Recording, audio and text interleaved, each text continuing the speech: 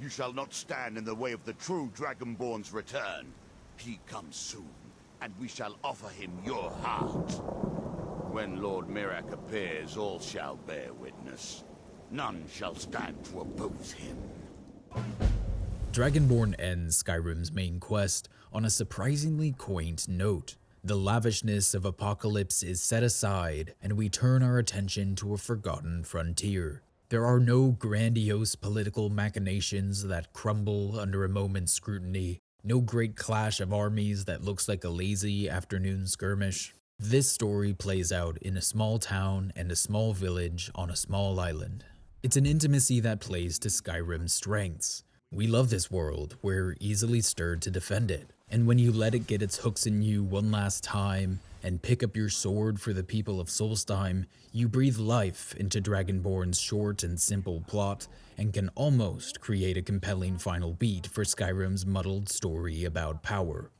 And I do mean almost. Like the base game, there is a lot here that I think works well, and you can see the structure and pieces for where this story was maybe trying to go.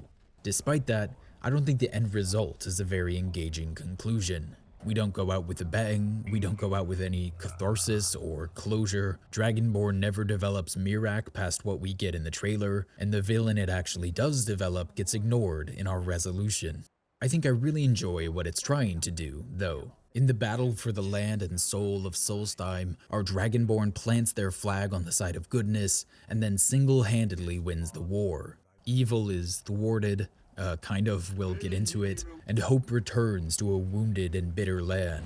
We'll revisit the base game's themes of power and responsibility, but Dragonborn also starts exploring the importance of hope, the cost of despair, and my personal favorite, the power of story, of myth. We don't hit that last beat as much as I would like, but when we do, I think it's some of Dragonborn's richest piece of narrative, even though I think it's ultimately bungled. So let's jump in, and we're heading to our favorite of Skyrim's small towns, Riverrun, and the start of our last big adventure.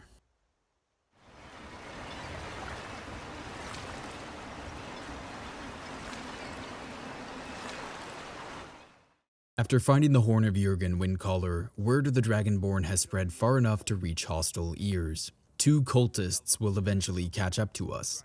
In my case, in Riverrun. I was a level 7 sword and board Nord with a set of iron armor and a dream. In other words, a little overmatched. None shall stand to oppose him.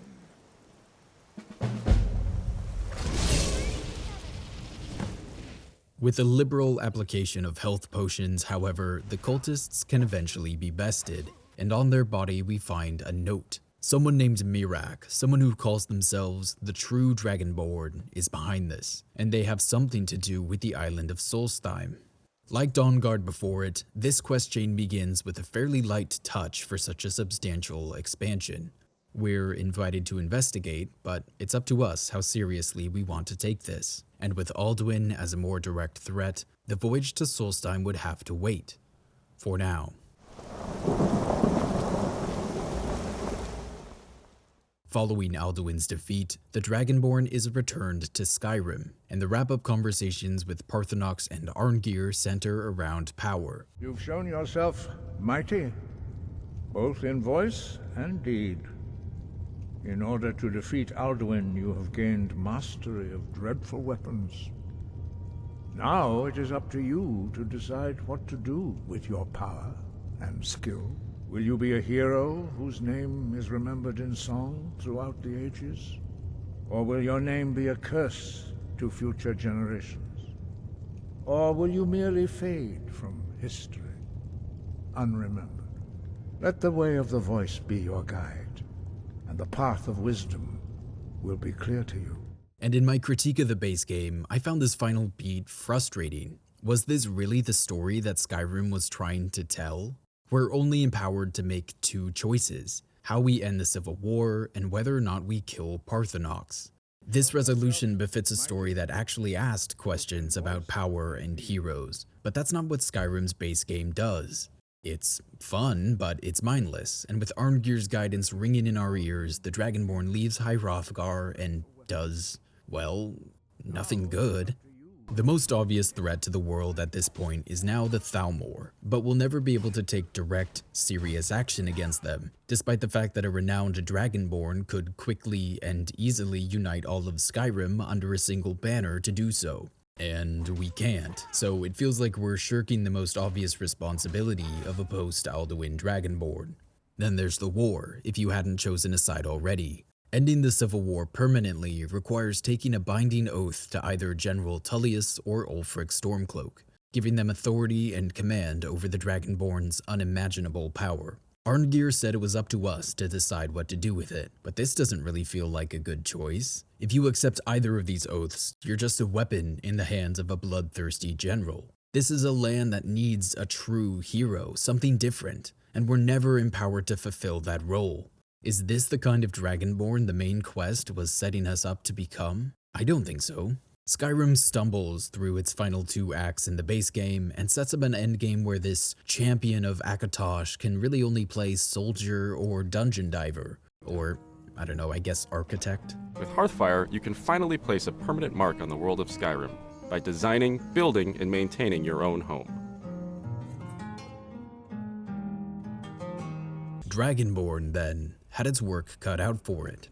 How could Bethesda possibly deliver a satisfying final chapter for one of their grandest stories to date? How do you craft a compelling final beat for a hero that's powerful enough to kill a god, that went to Sovngarde and back, and routinely takes on small armies by themselves for entertainment and profit? Well, by thinking small. If we only looked at the actual main quests, this DLC is really short, and not that good. To be honest, I'd probably put it below both Dawnguard and the base game. We arrive at Solstheim, go to the temple, confront Miraak, free the islanders from the stones, do a Dwemer ruin, and then confront Miraak again to end the quest. And the more competent and dangerous foe of Hermaeus Mora is never actually addressed. We don't really explore Miraak's character, there's no exchange of words about what it actually means to be Dragonborn, and what it should mean to be Dragonborn. Hermaeus Mora, much like the Thalmor in the base game, emerges as the more sophisticated danger, and again like the Thalmor, we don't really address it. Also, like, the Lovecraftian horrors are just black goopy monsters. They look like cannon fodder for a Snyder-era DC movie. Is this really the best we could do here? Like so much of Skyrim, Dragonborn's structure is okay. You know, the concepts are there for this to work, but the execution is shallow and bland. On paper, that is. Because in practice, I think Dragonborn deliberately broadens the way it tells this story. And to truly appreciate what it's trying to do, we have to pay some attention to the rest of the Solstheim content as well. And, fortunately for us, it's pretty good. Getting to Solstheim requires taking a ship from the Windhelm docks. And as I had left my Dragonborn in Solitude, I thought I would get in the voyaging spirit by traveling there on a boat. Solitude's harbor is fairly small for a city of this size, and on the walk down, you'll pass an office for the East Empire Trading Company, and a small longship loaded with crates, on which the company's silver logo is emblazoned. Despite being the most prominent mercantile organization in both Skyrim and Oblivion, they don't really come up a lot for either the hero of Kvatch or the Dragonborn, as the goods we tend to interact with are either from a dead body or from us recently turning someone into one.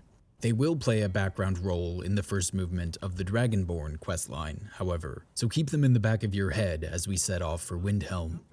The captain of the Northern Maiden initially refuses to return to Solstheim after his experience with the cultists, and I found myself a little disappointed with our options to change his mind. These are all perfectly reasonable options for a mercenary or a wanderer, but we're the Dragonborn now, and a lot of players will experience this questline having already beaten the main story. We've fought alongside the heroes of Sovngarde, learned from Parthenox and Arngeir about the burden of great power, learned what not to do from Delphine. Shouldn't we have something more rousing than this? Wouldn't it better reflect our endgame character if there was an option to try to inspire this man to be brave, to be heroic? If you've ever played Mass Effect, you can probably hear the Commander Shepard in your head telling this man, "These cultists are hurting innocent people, I need your help to stop them." And maybe that would persuade him, and maybe it wouldn't. But we're at the point where it feels like our Dragonborn should be able to use their legend to elevate others, to extend our heroism and our exceptionalism outside the realm of violence. Skyrim almost never allows for that kind of heroism. Our Dragonborn will never really lead outside of telling a subordinate or a mercenary, "Follow me, I need your help." And it's a big part of the reason why I think these recent Elder Scrolls titles peak in the early game. These dialogue trees are built for the murder hobo phase of gameplay, when you're a dullard errand boy with mismatched armor going from town to dungeon to town again. This system falls apart when our legend grows, when we should be able to influence people, to inspire them, to genuinely change a place without always needing to raise our swords. And we just never get there. We start to notice a lot more friction between the hero we think we should be and the hero the game allows us to be. BioWare's RPGs tend to really nail this. Coder, Dragon Age, and Mass Effect all understand that the real key to a satisfying late-game narrative for this kind of legendary protagonist is not their combat prowess, it's their leadership, it's the intangibles. The new God of War games are another example. Kratos and the Dragonborn have a lot in common in both temperament and prowess, but God of War knows that its endgame can't just be larger and larger monsters or new and varied threats. There must be an emotional component as well, and in both those games, but especially 2018, I think Kratos gets a really engaging emotional arc that still respects the nature of his character. I don't know what the Bethesda version of that would look like, but I wish they'd put a little more effort into these small dialogue moments, especially for main quest story beats. So, disappointed with my options, I picked the one that I thought was most altruistic, and just gave the poor guy double his fare. Let's get this show on the road. Raven Rock looks miserable on our first approach. The sky is choked with smoke and ash, and the little sunlight that seeps through the gray lights everything in a dull orange hue that smothers whatever vibrancy was still here to be found. Skyrim's small towns, many of them frontier settlements in their own right, were at least winning their battle against nature. Raven Rock is fighting for stalemate. Our ship arrives from Windhelm at a crucial moment in that conflict. The second counselor of Raven Rock, Adril Arano, greets new travelers with suspicion. We're on the frontier out here. We've had more than a fair share of troubles. If you hang around on the boat for a moment, you'll overhear a conversation between Arano and the captain. The captain lies about the reason for the delay, citing the weather rather than his fear of the cultists, and informs Arano that he'll have to charge them double. Nothing I can do about it. Damn it, Jolland. No, we don't have that much fun. Look, the East Empire Company didn't give me a choice. They've raised their prices again, and there's nothing I can do about it. After all these years, they're gouging us for every last trait we have. Let me talk to Laryl. I'll see what we can do. All right, then. Don't worry about rushing. Just pay me when you can.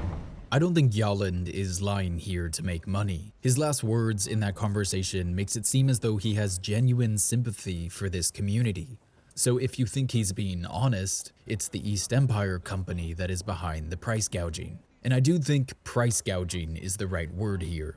An increase in rates wouldn't be suspicious or unexpected given the dragon threat, vampire attacks, and now the growing threat of a dragon cult, but doubling it is dramatic enough that even if you hadn't paid any attention to the company in the base game, we're now primed to be suspicious. This doesn't feel just. The most distinct building in Raven Rock is the massive temple you see right as you come off the docks. The priest in training won't have heard of Miraak, but says the name sounds familiar. He also says, "Non-believers are never welcome here." The Elder, however, is more welcoming, and will even answer questions about Dunmer culture, which is a little touch that I really like. The younger priest, who has probably known this despair and misery all his life, is more radical in his beliefs, distrusting and cynical. His Elder isn't. I don't want to extrapolate too much here because, let's be honest, Skyrim is not really interested in exploring the way that poverty and instability push people to extremism, but I like it as a gentle little nod here.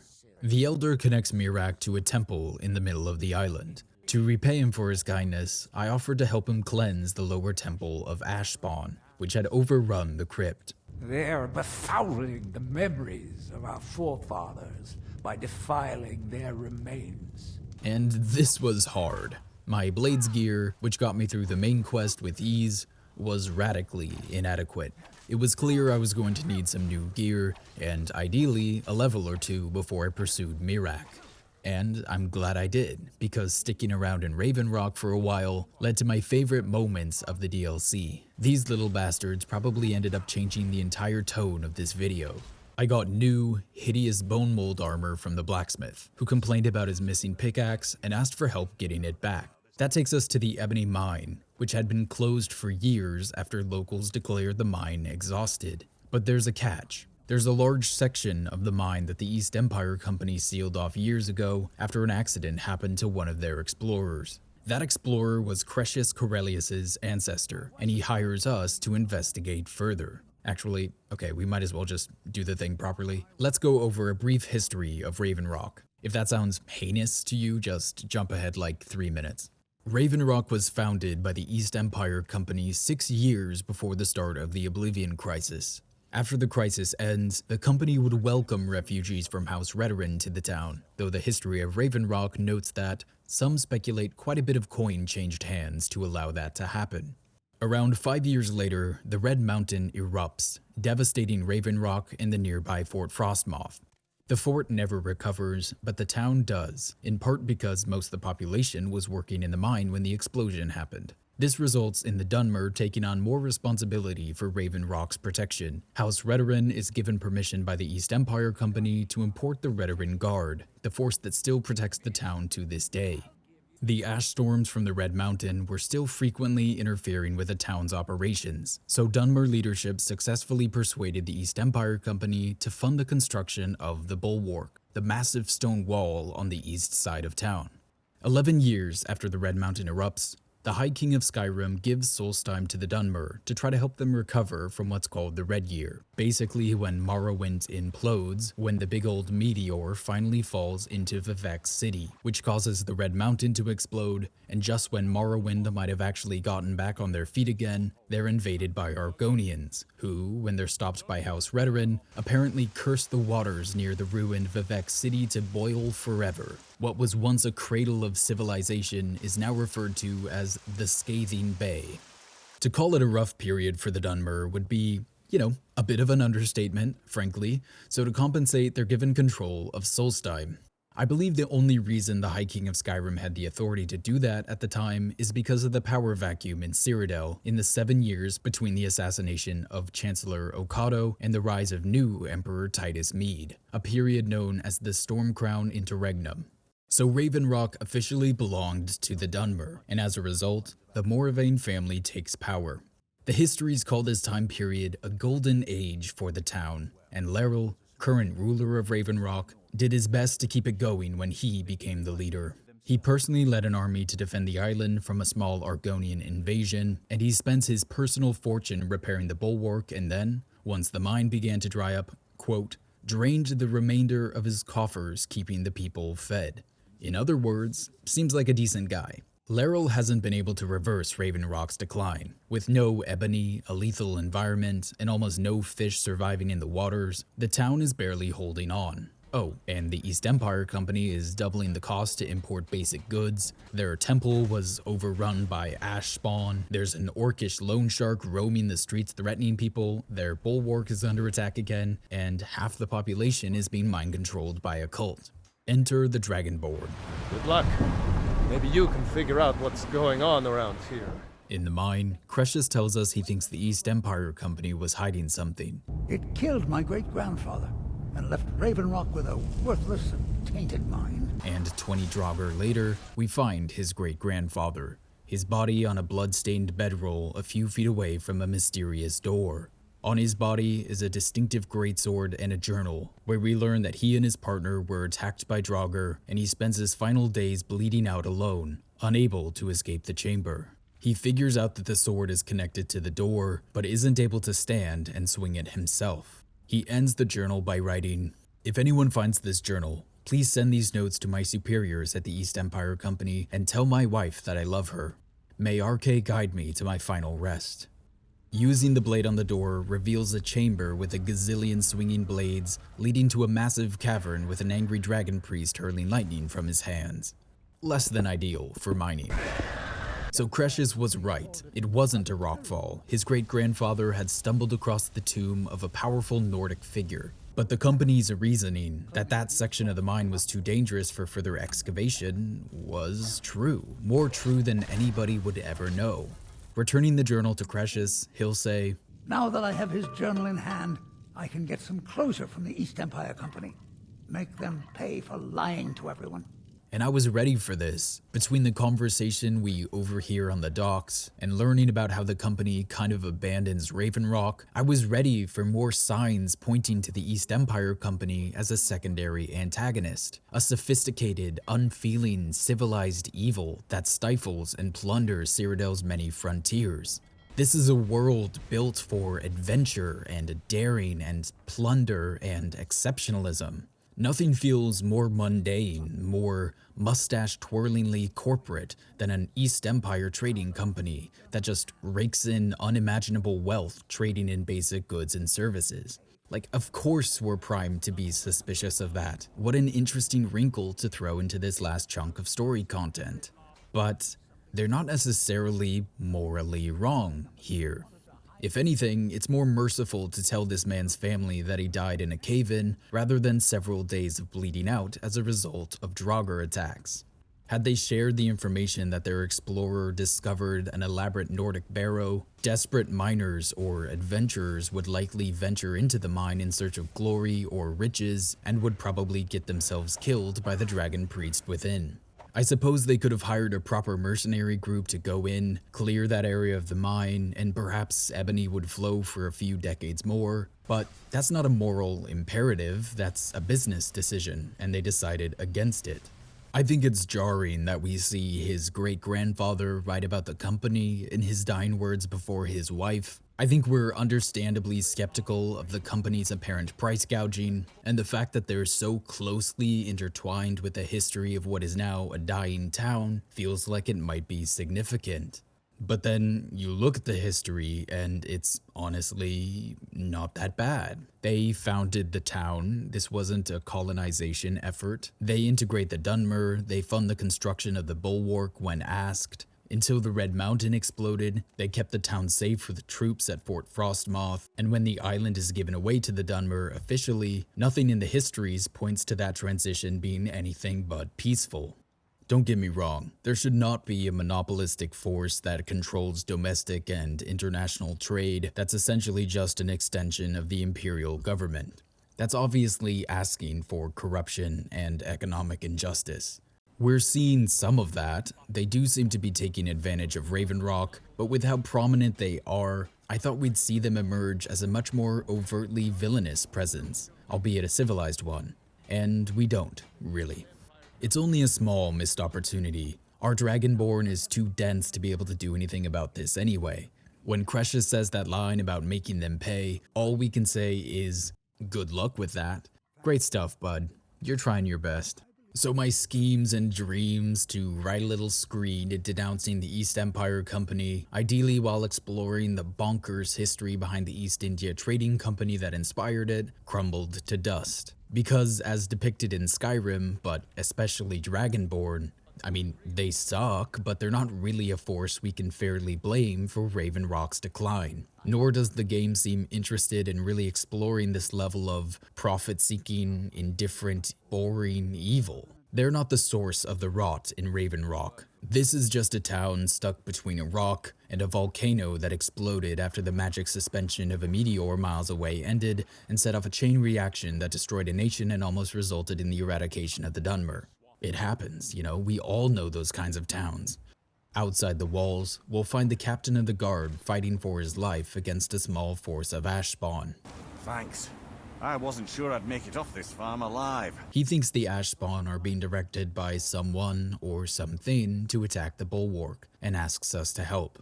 A note on the ash spawn suggests they're receiving orders from an Imperial general who died 200 years ago. Strange indeed, and just the job for a Dragonborn.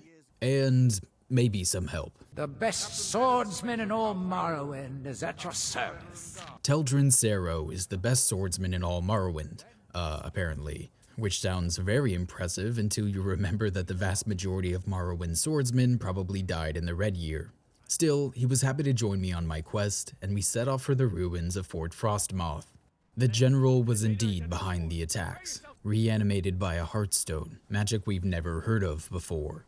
In the heart of the fort, on a workstation, we'll find a journal from a woman named Ilthari, who recorded her experiments to resurrect and control the general, but gave up when he became too paranoid and aggressive. You don't have to find this journal, it's not marked.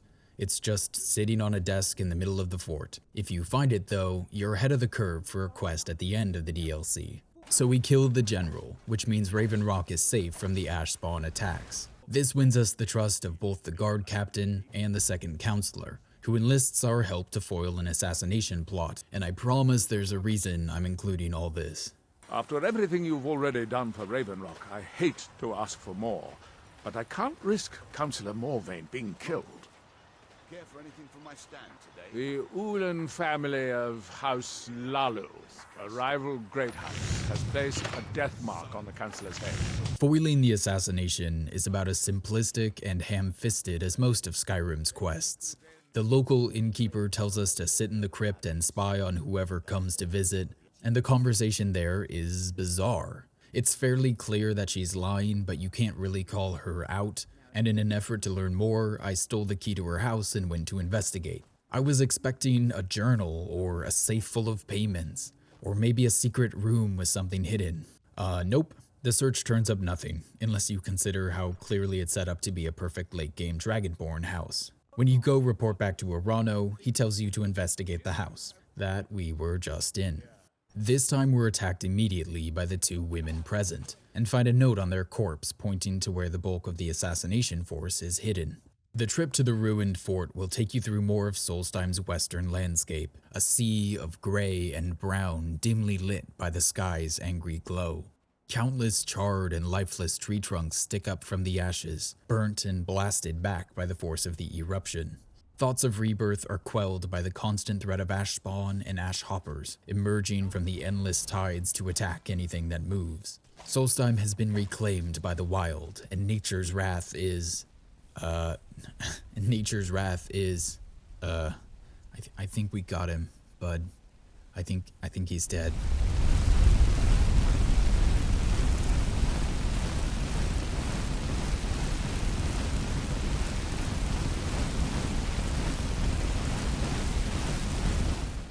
The Redoran guard that Arano sent ahead were killed by the assassins before we could back them up, so the Dragonborn and our fiery sidekick charge into the fort alone. Lots of stabbing and slicing ensues. I find a less revolting set of armor, and Vendel Severin falls, and with him, the threat to Councillor Morvain. Excuse me, Councillor Morvain.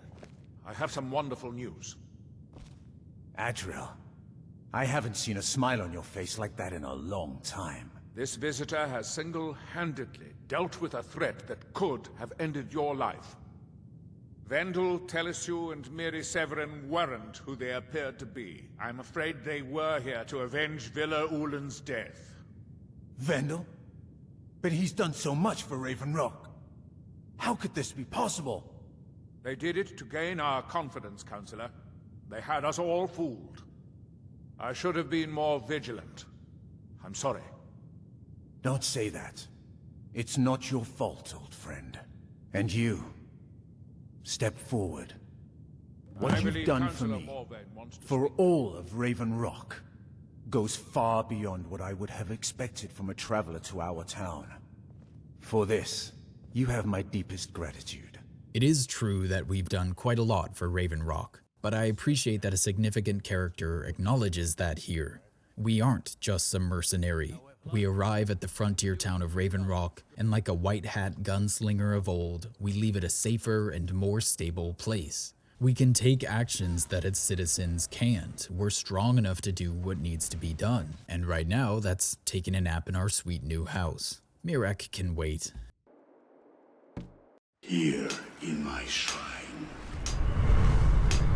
Fascinating. that you By touching the have stone, forgotten. you appear to have fallen under whatever influence is affecting the others. So we meet Neloth, arguably the most powerful Dunmer on the island, though he's much more concerned with reminding you of that than of using his immense power to help the people suffering around him.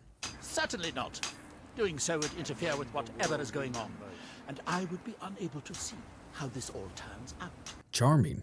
Neloth is an interesting character. He's selfish, he's arrogant, and at multiple points, he'll send the Dragonborn into a deadly situation underprepared, and he'll be pleasantly surprised when we make it out alive. He has no respect for our legend, would scoff at the idea of power necessitating responsibility, and his indifference towards everyone but himself won't change no matter how closely we work with him. He might remind you of someone else we end up working with in this DLC. Our trance broken, it's finally time to make for the temple at the heart of the island. We'll have to leave the best swordsman in all Morrowind behind, however. Drama demands we face Mirak mano a mano. Or so you'd think, but arriving at Mirak's temple, we find a young Nord warrior, Freya, doing some investigating of her own, and she wants to join forces. Naming a character Freya in a story that's been heavily influenced by Norse mythology seems purposeful, and yet I went looking for some similarities between our new pal Freya and Freya the goddess, and I didn't find any. It is spelled differently, but of all the things to name the third or fourth most important character in your DLC, going with Freya seems like it would be deliberate. And yet it's not. I think the closest we get is that the goddess Freya does satyr magic, which is a form of reading and shaping the future, and we can maybe see a teensy scrap of that in our final conversation with our Freya, but I'm not sure, and it's another area where I feel like you can notice how much of this storyline might have been cut. Freya is trying and failing to free the people under Mirak's spell. Before we dive into the temple together, she'll share what she knows about Mirak with the Dragonborn. It's, not much. His story is as old as Solstheim itself. He served the dragons before their fall from power, as most did. A priest in their order. But unlike most, he turned against them. He made his own path, and his actions cost him dearly. The stories say he sought to claim Solstheim for himself, and the dragons destroyed him for it. This is probably the most we'll ever learn about Mirak, and the reason I think it's so unsuccessful for me is because none of this really means anything to us at this point. We know of the dragon priests, but we've never really engaged with them as part of Skyrim's history. They've just been dungeon bosses. And what did serving the dragons look like? What was Skyrim like under the dragons' rule? When we learn that Mirak betrays the dragons, what does that mean to us? We're never really presented with any moral context for that choice. Skyrim seems completely unaware of how little it has developed and integrated its lore over the course of this game. The majority of Mirak's characterization is that he was a traitorous dragon priest, and those words mean almost nothing to the majority of players from a story perspective. We kind of need to see it. But Mirak is never given a moment of active antagonism to develop his evil in a way that we can understand and contextualize. With Freya at our side, we plunge into Mirak's temple. It's a fun dungeon, it feels grand, it feels mysterious, and about halfway through, we encounter something kind of interesting. A lengthy corridor loaded with blades that I think only a Dragonborn with Whirlwind Sprint could safely navigate. I'm not going down there. It would be foolish to attempt it. You have a much better chance than I to make it through these traps. Most players will probably connect this experience to the one they had in Ustengrav on the hunt for the Horn of Jurgen Windcaller. That dungeon was set up in such a way that only a Dragonborn could successfully traverse it. That's why it was the final part of the Greybeard's trial. It also makes Delphine getting to the horn first a little odd, but whatever. It's interesting because if we didn't know from the inciting incident with the cultists that Mirak considers himself the true Dragonborn, this would be a really intriguing moment. No one on Solstheim has told us that Mirak was Dragonborn. And it makes me wonder if this was originally supposed to be a much more dramatic reveal. I mean, the DLC's name is Dragonborn, and he's in all the trailers and stuff, so I don't know, they couldn't really leave the players in suspense, but we could have toyed with that dramatic irony a bit. If we knew what was coming, but our character and Freya didn't, seeing these little clues would make our dungeon experience a lot more tense and exciting. At long last, Freya and the Dragonborn discover the black book at the heart of the dungeon, and we open it, point at the page, and say, "I wish we could go there," and poof. When? What? Who are you to dare set foot here? You are Dragonborn. I can feel it. And yet... So you have slain Alduin. Well done. I could have slain him myself back when I walked the earth. But I chose a different path. You have no idea of the true power a Dragonborn can wield. This realm is beyond. You have no power here. And it is only a matter of time before Solstheim is also mine. I already control the minds of his people. Soon they will finish building my temple, and I can return home. Send him back where he came from. He can await my arrival with the rest of Tamriel. This is the final beat of our first act, and I honestly don't know if it could be worse. Okay, that's exaggeration. It could be worse. I mean, I don't know how. We learn nothing interesting about Miraak. I guess he's arrogant and not afraid of us, and he's working to return to Tamriel, but that's also information we already knew based on the orders he gave to his cultists. If we wanted to strengthen Miraak as an antagonist and clean up our lines of conflict, he should have done something genuinely evil here. And there's an obvious solution. Freya. This kind-hearted hero who ventures out from the safety of her village to protect her people, who confronts evil with the courage and earnestness that feels storybook. It almost reminds us of our early adventuring days. And I think the story would have been better if she died here, if she entered Apocrypha at our side, and Miraak either killed her outright, or she sacrificed herself helping us escape. I think Infinity War is a good comparison. This was Thanos' first big moment in our story, and if he just said, "Oh, I got the stone, like later skaters, you can await my arrival with everyone else." Yeah, okay, that doesn't really change the rest of the plot, but we'd miss out on the opportunity to really show what a threat he is, to start building that intense combination of ruthlessness and pragmatism that defines him. It's a dark scene that skyrockets the tension and sets the tone for the entire movie. If Miraak was established as a Thanos-level threat in our first act, spending the second and third act working with a Lovecraftian trickster to take him down would feel understandable. We'd feel the pressure to make deals with the devil to defend this land and avenge our friend. As it stands, Miraak is dull and comes off as disinterested in our character, which, by the way, is super weird because he's also sending cultists across the Sea of Ghosts to go stab us. So on that terrible disappointment, our first act ends. We're back in Solstheim, and Freya is going to take us to her village to consult with her elder. I hope it's clear why I think it was so important that we cover the Raven Rock content when considering this first act. Without it, Dragonborn goes from a mediocre story to a lifeless one. Here's a fun guessing game. Between this moment and the rest of the game, how many words do you think our Dragonborn says to Miraak? Just like ballpark it. 0. Not one. Nary a word.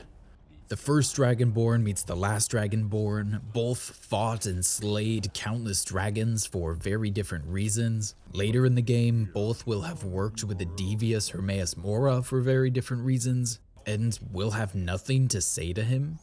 This is the last major story for our Dragonborn. This is our last hurrah. This is the last canonical chapter of our legend.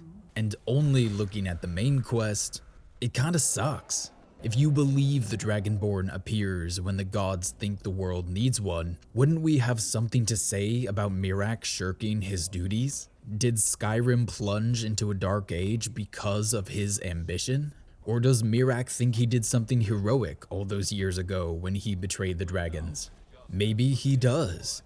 And no one is going to be more sympathetic to the idea of Miraak changing his mind and betraying the Dragon Order than us. The very mortal who defeated Alduin, who knows the dark nature of dragons. Miraak could become a much richer and more sympathetic character if we just learned more about him.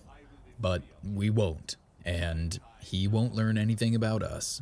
Dragonborn will never let us define our Dragonborn's legacy rhetorically. It's theoretically possible. Bethesda could write more complex dialogue trees to let us do that. They at least tried in the base game, but here, we're silent.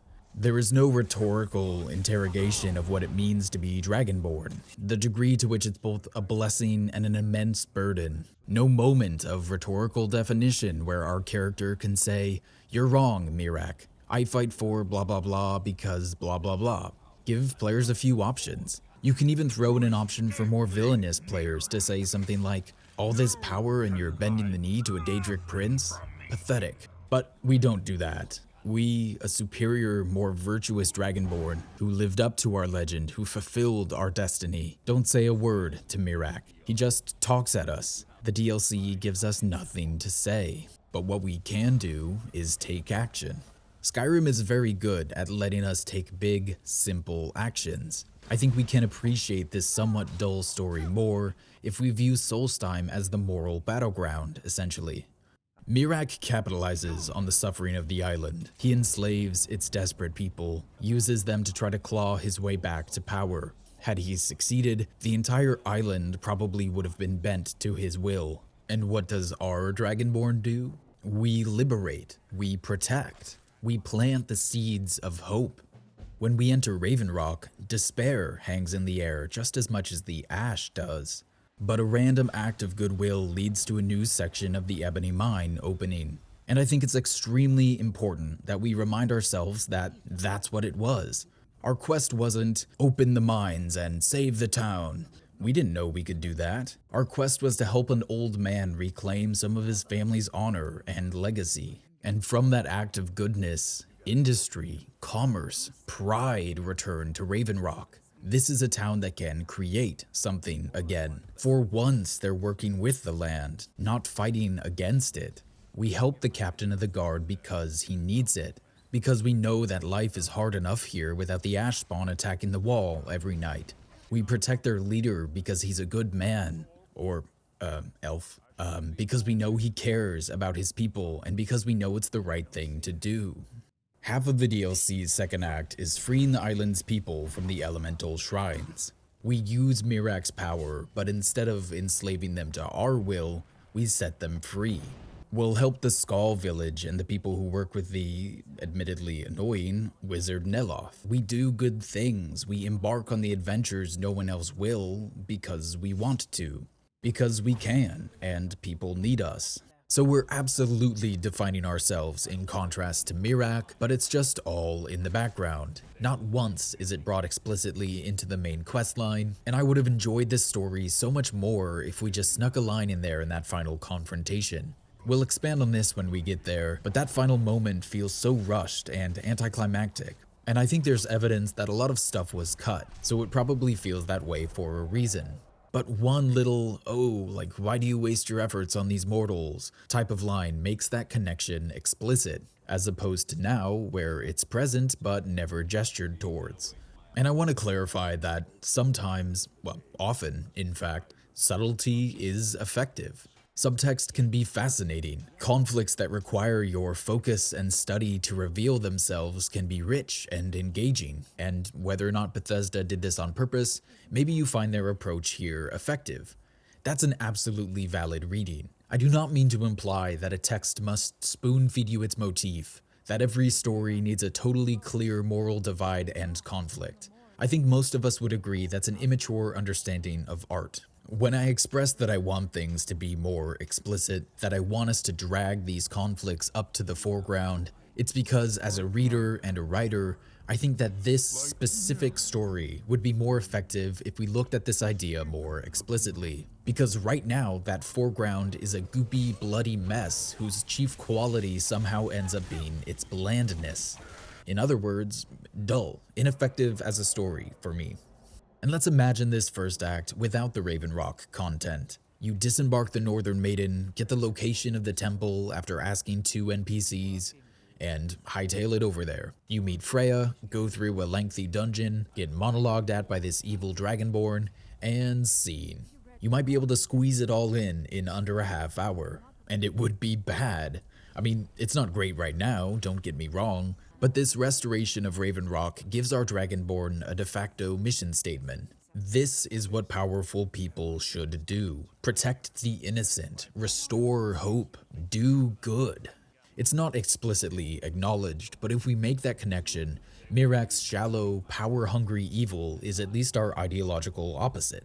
Because without that connection, we're kinda just 2 gits fighting in a pocket dimension while Hermaeus Mora watches and laughs.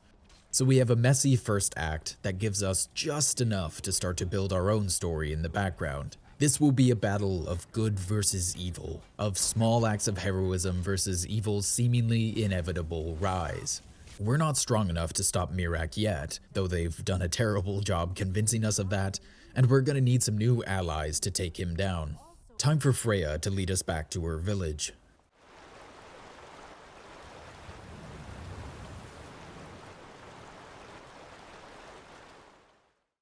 Dragonborn's second act is its weakest point, I think. It's a little dull in its own right, a couple dungeons and a trek across the island, but it also fails to properly motivate our actions for the end of the act. We are told multiple times that the only way to stop Mirak is to work with Hermaeus Mora and learn to wield the same power that Mirak does. This allegedly motivates our search for the Black Books, is the reason we don't immediately start working against Hermaeus Mora, and will ultimately be the reason we talk Storn Cragstrider into sacrificing himself. At the turning point between our second and third act, Dragonborn will make us watch as a man gets his mind and body consumed by a Daedric prince, who then burns the last word of power we need on the man's flesh. In isolation, it's dark, it's shocking, it's repulsive, but we're told this is the cost of stopping Mirak. So of course, there are 2 problems with this. The first being that Mirak is not established well enough as a sizable threat to warrant these drastic measures, and even if we were to be generous to Skyrim and pretend that he was, the second problem is that the game does not do a good enough job supporting the fact that only through working with Mora can we learn this knowledge and defeat him.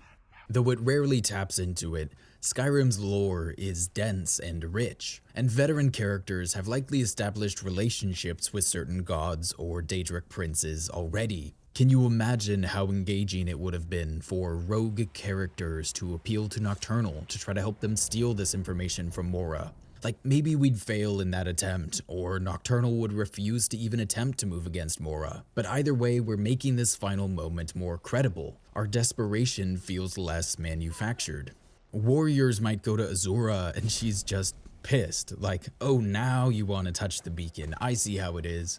Unfortunately, Apocrypha is one of the few places even my light cannot reach. You know, give us more, motivate this better. That turning point is a strong moment in isolation, but it's completely let down by the story around it, and the artificial momentum the shock creates quickly fades as we move into the third act.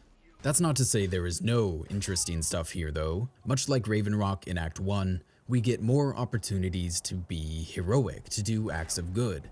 And Neloth and his accompanying quests pushes us to think more about power and responsibility than Mirak ever did, but on the whole, it feels rushed and sloppy, like the rest of the storyline.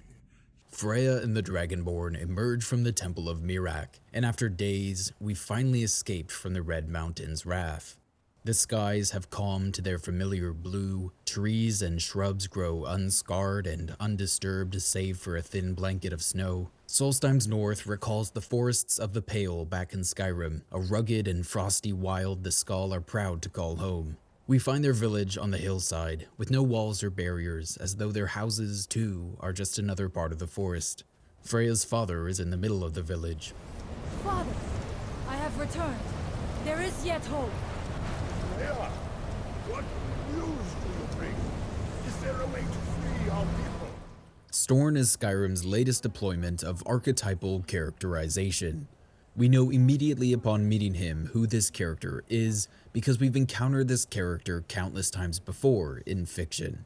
The village elder. He's fine, he plays his role well, and the role suits this story, but it's another reason I found myself wanting Miraak to have killed Freya in Apocrypha. With Freya's death, we introduce guilt, resentment, anger. This dynamic becomes significantly more complex. Archetype would become a shortcut taken to reach richer character conflicts rather than the entire characterization. When we ask Storn why we need to learn the same words of power that Miraak knows, Storn says, Miraak is behind what is happening to our village. And so the knowledge she has gained as Dragonborn is at the heart of it. You are Dragonborn as well. You too can wield this power, perhaps to a better end.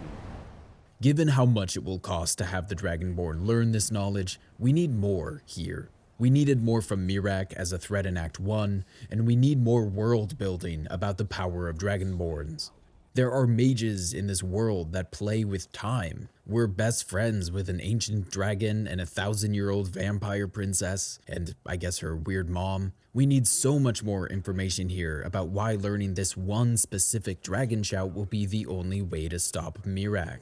And while we're here, Parthenox and Arngeir have nothing to say about this entire questline if you go back and check in with them. It's not really surprising, but it's a little disappointing. The main quest gave us these obvious mentor figures, and then, in our darkest hour, our greatest trial, gave them nothing to say. And hey, that would have been a great start to this whole questline. Miraak or his servants should have killed Arngeir and the Greybeards. We're just trotting around the rift and we see and hear shouts and flashing lights from High Hrothgar. We go investigate and oops, too late. Am I too bloodthirsty? Like, we could raise the stakes without killing everyone, but Skyrim doesn't really know how. So we go to a ruin, learn the second word of this shout, and with it, we can now free the people of Solstheim from Miraak's clutches. It doesn't end up being super interesting, but in a way that I kind of like. We show up to the stones, use the shout, fight the stringy monsters, and the people walk away, confused and exhausted. We don't do it because it's fun, or it's interesting, or because there's treasure in it. We do it because we're the Dragonborn, it's the right thing to do, and because we're the only one who can. I actually think removing the monster fights would strengthen these moments. Removing the combat challenge and the accompanying loot waiting for you lends credence to the idea that we're doing this because we're intrinsically motivated. If you liberate the island because you're a hero and it's the right thing to do, then if you squint, Dragonborn's third act can maybe be a final statement on the nature of power and responsibility. If you just do it because it turns out these monster fellows are surprisingly loaded, and because Storn will apparently not sacrifice himself until you save everyone, then we kind of miss out on that opportunity. After liberating the skull working on the nearby stone, Storn will tell us that to stop Miraak, we need to use the Black Books. You will need the knowledge Miraak himself learned. You will need to learn more about this Black Book. He recommends we work with the wizard Neloth, the Dunmer we ran into back at the shrine in Raven Rock. Neloth's settlement of Tel Mithrin is on the southeastern part of the island, and you can't exactly miss it. It's an enormous mushroom surrounded by a sea of smaller ones, standing defiantly against the ashen horizon. There's something almost spiteful about it, tall and proud in a wasteland of fire and dust, refusing to be cowed by the mountain's wrath. It suits the elf who calls it home. I noted how Storn was Skyrim leaning on archetype to functional, if somewhat unsurprising, effect. We do that here with Neloth, but depending on how you initially read him, it's subverted somewhat. If you're expecting this eccentric, arrogant wizard to eventually reveal himself to have a heart of gold, you'll be waiting a while. If anything, he gets worse, and I kinda love that. He'll point us in the direction of the Black Book that he believes is the source of Miraak's power. But first, he gives us a little refresher on who Hermaeus Mora is. Like all Daedric princes, he's not to be trifled with, but he is subtler than most of his ilk, appropriate for the Prince of Knowledge and Fate. Many scholars and lore masters have been ensnared by the lure of learning the secrets that only Hermaeus Mora possesses.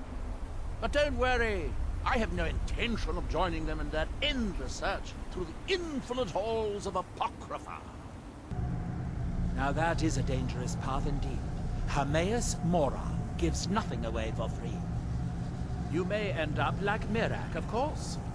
2-power-mad Dragonborn. It could be very interesting.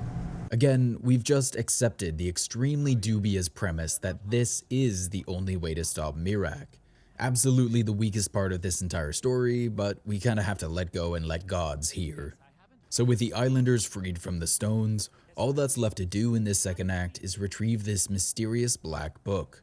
To find it, we meet Neloth at the sunken Dwemer city of Nechardak, which copied Venice's homework, but did its best to change things a little bit. Nechardak, the city of 100 towers. In its day, it was the largest of the great Dwemer archives, and perhaps the most advanced. In the old stories, when the Nords came to conquer it, it said that Dwemer submerged the entire city beneath the sea until the invaders gave up. I have my doubts, but the city was a marvel of Dwemer engineering, now reduced to this. Maybe copying Venice's homework isn't entirely fair. San Gimignano is actually the one referred to as the city with 1,000 towers, but the aquatic integration feels very Venetian, as does this comment when we get deeper into the workshop. These must be the great workshops of Nechardak. Impressive, even in ruins. In the city's day of glory, it was reputed to be able to assemble a complete automaton in a single day. Probably the most famous fact about the Arsenal of Venice was that at its peak, it could produce a galley a day. I don't think we're doing much with this besides world building, but this ruin reminded me of something I was noticing during Dawnguard's questline, and something I wanted to circle back to, which was how much it seemed like that DLC was built on the tension between the old Skyrim and the new Skyrim. Ancient vampires resurfaced. Dwemer ruins were being plundered by bandits as they got hold of crossbow schematics. We encountered a skooma den set up above the ruins of a Nordic barrow. The vast majority of the base game's map is covered with death. Crumbling forts, decaying shrines, massive barrows filled with the undead that are often more archaeologically impressive than the structures dotting the landscape above. Skyrim has regressed from Oblivion's Cyrodiil. It's a land of reckless, ceaseless violence, and I want more of that confronted in the text of the game.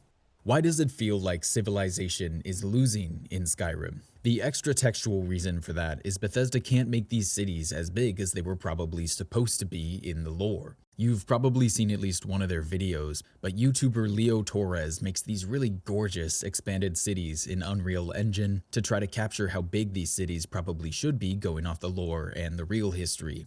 But Bethesda couldn't do that with these handcrafted worlds at the time, so the open world was instead built around vibes and vistas and dungeon crawling.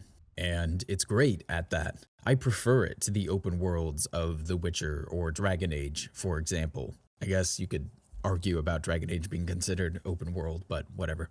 But those worlds have an internal logic that Skyrim's doesn't. Shouldn't we be talking about the fact that half of this continent is openly hostile to the civilized? The biggest offender is the fort over the main road to Riften, taken over by bandits who don't even try to extract a fee from passers-by. They just kill on sight. How is that not priority number 1 for Riften's guards or the Stormcloak army? In a lot of fantasy worlds, you get this idea that civilization will win. We're almost leaning on the dramatic irony that eventually, in some way, shape, or form, industrialization will occur. Civilization grows from a candle whose light gently flickers at the darkness on the map to a raging blaze that feasts on it, consumes it, mines it, dominates it so effortlessly that its preservation becomes a mercy, a flight of fancy. The Witcher 3 does some clever things with that in Novigrad and Toussaint. Fable 3 builds a lot of its story around that idea. But I never really feel like Tamriel is a world that's going to inevitably win this battle against the wild, against its own past. When you're in this world, it's difficult to escape the feeling that its best days are behind it. That's part of what I love about it. Even in Cyrodiil, it kind of feels like we're on a frontier even before the Oblivion crisis starts. I guess I just knocked Skyrim for this, but there's also a fort in Oblivion between the Imperial City and Coral that's ruined. But Oblivion confronts this, kind of. Its own people joined the Mythic Dawn, sparked the Oblivion crisis. It's an empire in decline, or at least enough of its people think that and join a Daedric cult to bring it down. Skyrim's cities are little bastions of civilization amidst the dangerous wild, but most of them are either rotting from the inside like Riften, Markarth, Winterhold, or Windhelm, or are teetering on the edge of a knife, like Solitude, Dawnstar, and Morthal. I guess there's Whiterun. That's doing pretty okay. Its hamlets are its greatest triumph, the primary sign that this is a world that is growing, that is pushing the boundaries, that is building in those once dark places. But it takes the Herculean efforts of a Nordic hero to keep this nation safe. To stop the dragons, to stop the rise of the vampires, to stop the civil war, to slay the bandits that no one else will, and to get the family swords and reopen the roads and destroy the Dark Brotherhood, all while somehow not destabilizing the region's entire economy by flooding the market with weapons, armor, and enchanted gear that probably still smells like a corpse. And Solstheim is even worse. Rocked by the mountain, forgotten by an empire that once sought to leech it dry, its own home nation too decimated by the Red Year to send appropriate assistance, and as if the volcanic wilds weren't enough, now they shelter the rise of Miraak, this ancient face of evil that's trying to climb the ladder of chaos. And we'll stop him, like we stopped Harkon and like we stopped Alduin. And that's kind of it. The climax is sort of dull, really. I suppose we can touch on a book we'll find, and history repeating itself, or of evil leading to its own demise, but I find myself wanting more. This is almost a problem for Elder Scrolls 6, and I can't wait to cover it in 10 years if I don't get hit by a bus or something. What are the long-term consequences of a land where civilization and peace seem like the permanent exception? And for the record, I like it this way, like, keep industrialization out of my high fantasy, please. But this constant ascension and defeat of evil year after year after year, like some exhausting moral tide, surely that warrants a conversation in the game.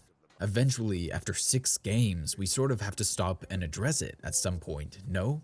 I think that's what they attempted to do with the Greybeards and Alduin, framing him as the violent but divine conclusion to a world that's rotting. But it was done so poorly that I don't think anyone finds that angle of Alduin's rise compelling. I don't know, the way these worlds feel beautiful and deadly and ancient and wild is probably my favorite part about these games. But I just want that feeling to be explored and evaluated in the narrative in a serious and thoughtful way. So once again, we have a villain of old Skyrim. Miraak has emerged from his exile to dominate, to conquer. He's super powerful, apparently, and he's got big plans for his return, though we have literally no idea what they are. My hope in the Dawnguard critique was that Dragonborn might kind of put a bow on the old Skyrim, new Skyrim tension, but it doesn't. If anything, Dawnguard handles that better. Here we'll just have Mora kind of lingering as an even older, more dangerous threat. Though maybe that's the point. Maybe this is a land that can never turn a fresh page, that can never truly be the master of its own destiny. Maybe there will always be more darkness than light in Tamriel. I don't think Dragonborn is leaning on that tension as much as Dawnguard was, but this questline feels so perfect for its addressal. Instead, we get this sloppy Saturday morning cartoon level evil that gets resolved in a lengthy sword fight. Either way, this ruin is fun, and if you bring Freya along, she'll have some small dialogue interactions with Neloth.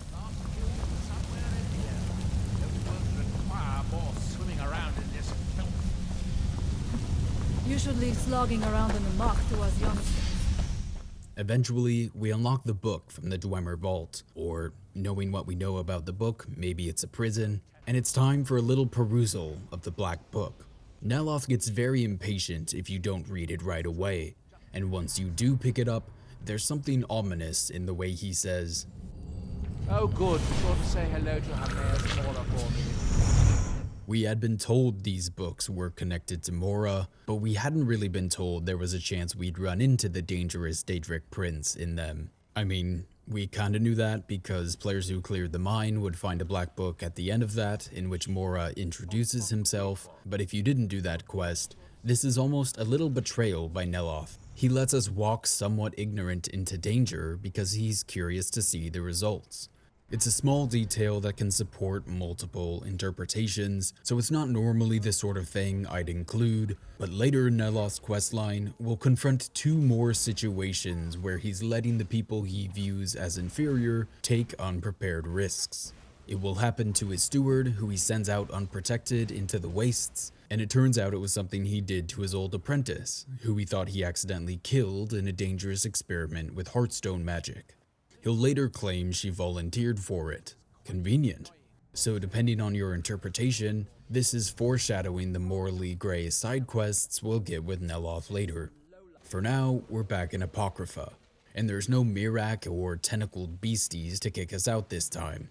This black book is called Epistolary Acumen, which could be wordplay or it could just be kind of a nonsense title. Epistolary is an adjective used to refer to a work of literature comprised of letters, or to refer to the practice of writing letters. Fun fact, to dazzle friends and lovers, Pride and Prejudice is speculated to have started as an epistolary novel in the earlier drafts. You can even kind of see that structure in how many of its important moments revolve around letters. So, okay, we've got epistolary and we've got acumen, which is a little more commonly used these days. Merriam-Webster defines it as, quote, keenness and depth of perception, discernment, or discrimination, especially in practical matters. I think it's supposed to be wordplay. I don't think Hermaeus Mora or Mirac were super interested in composing letters or enhancing their composition of letters. I think we're leaning on the Latin root of acumen, which literally meant sharp point. The sharp point of letters, the way that knowledge and the written word can be an instrument of violence. That's my best guess as to what the title's referring to. Some small amount of stabbing later, we arrive at the Black Book at the heart of this little dimension. Opening it leads to a conversation with Mora, our first official interaction of the DLC. To its credit, I think it addresses the big, we need this specific power and there is no other way, flaw I've been talking about, but not in a satisfying way. If you tell Mora that you refuse his help, he tells you that's not an option, and there's no other way to progress the quest. No. Look around you. You have done nothing here on your own. You could spend 100 lifetimes searching my library, and you will never find what you seek. I know what you want. To use your power as Dragonborn, to bend the world to your will. Here then, use the knowledge you need, although you did not know you needed it. The second word of power. Use it to bend the wills of mortals to your purpose. But this is not enough. Mirac knows the final word of power. Without that, you cannot hope to surpass me. Mirac served me well, and he was rewarded. I can grant you the same power as he wields, but all knowledge has its price. Even dragons submit to Mirac's voice. Without that power, you cannot face him. So say I, Hermaeus Mora, master of the tides of fate. That's real convenient, buddy, because there's definitely no other magic we've seen that can resist Mirac's voice. Oh wait, Freya literally has an amulet Storm made her that protects her from it even in the depths of Mirac's temple, so I guess we just forgot? So despite its abysmal setup, we have a compelling conflict here to end our second act. Hermaeus Mora is this unfeeling, disinterested evil, but it's only through his assistance that we can stop Mirac, the more immediate threat to Solstheim.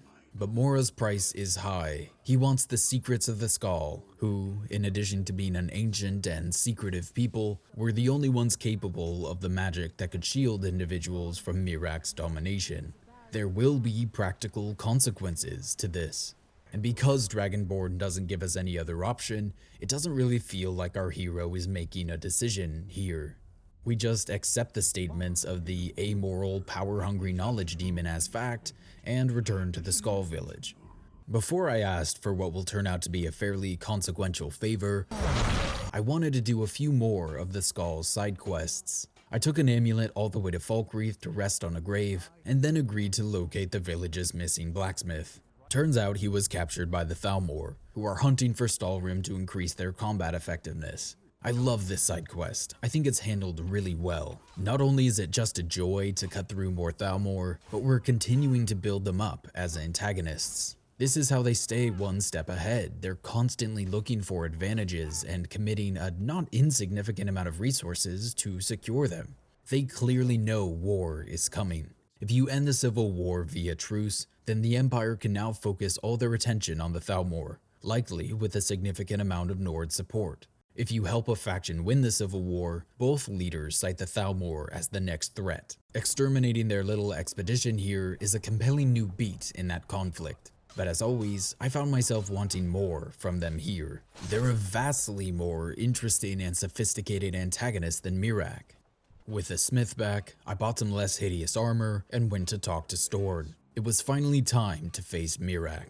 And while the setup is terrible, this specific moment is complex and mostly well executed. It's dark and weighty and gives us some momentum going into our last act. But I would argue for fighting Mora, not Mirak. Father, you must not do this. That book is wrong, evil, against everything you have taught me my whole life. I must, Freya.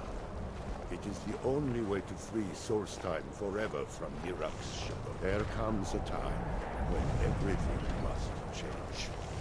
Nothing that lives remains the same forever. Do not fear for me, my daughter. This is the destiny that the Old Maker has laid out for me. I stand beside you, Father, as always. I am ready for whatever the foul master of this book has in store for me.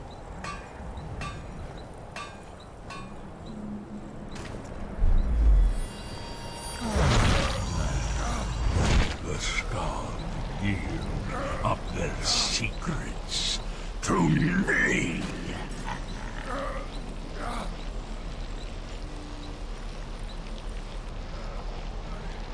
Father! No, stop!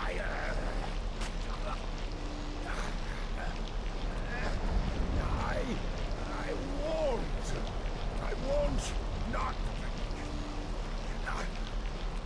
for you.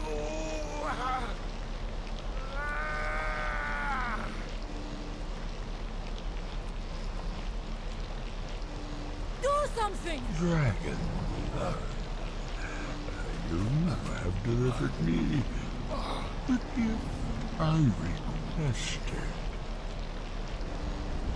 In return, I'll keep my promise as befits a prince of Oblivion. I give you the word of power that you need to challenge Mirak. You will be either a worthy opponent or his successor, as the tides of fate decree.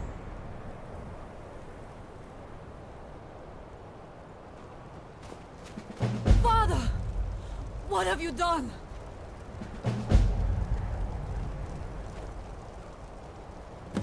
Go! My father sacrificed himself so you could destroy Mirak and lift his master's shadow from the land. Go then! Kill Mirak! Do not fail. And I love this moment.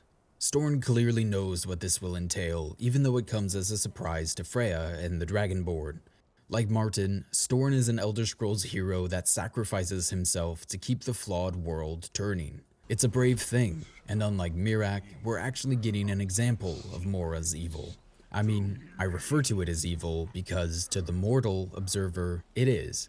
Mora likely doesn't think of it that way, but that shouldn't matter to our Dragonborn. We're a champion of humanity. Alduin wasn't trying to eat the world because he hated humanity, he was doing it because it was his purpose. And we stopped him anyway. I mean, technically, I think there's this whole undercurrent of the Alduin plot where he's not actually doing his duty and eating the world. He's betraying his purpose and trying to recreate the Age of the Dragons. But you know what I mean. In his dying words, Storn also implies that Mora betrayed him somehow, or was misleading in some way. I would have loved it if we circled back to this later and it turns out there was another way to stop Miraak. But we don't, so it's left up to our imagination. So this is a great, intense scene. We want to make Storn's sacrifice worth it and defeat Miraak, but by now it's extremely clear that it's Mora that is the true darkness. Miraak is just a symptom. Dragonborn's second act is just as short as its first. But like the first, this story becomes richer when we consider the side content. Though not quite as fleshed out as the restoration of Raven Rock, the Dragonborn arrives at the Skull Village at its nadir. Half its people are under Miraak's spell, they're losing their connection to their Allmaker, their blacksmith is missing, and then the Dragonborn shows up. We restore the village and the island. We find the smith, help Storn reconnect to his god, and help out around Tel Mithryn while we're at it. It's not that sophisticated. I don't even think we can call it subtle because I'm not sure if Bethesda was even doing this on purpose or just throwing a ton of side quests at the wall. But again, we're exploring what our Dragonborn stands for. The side content lets us position ourselves opposite to Miraak or Mora or even an elf like Neloth. We use our power to do good. Alrighty, let's go kill Miraak.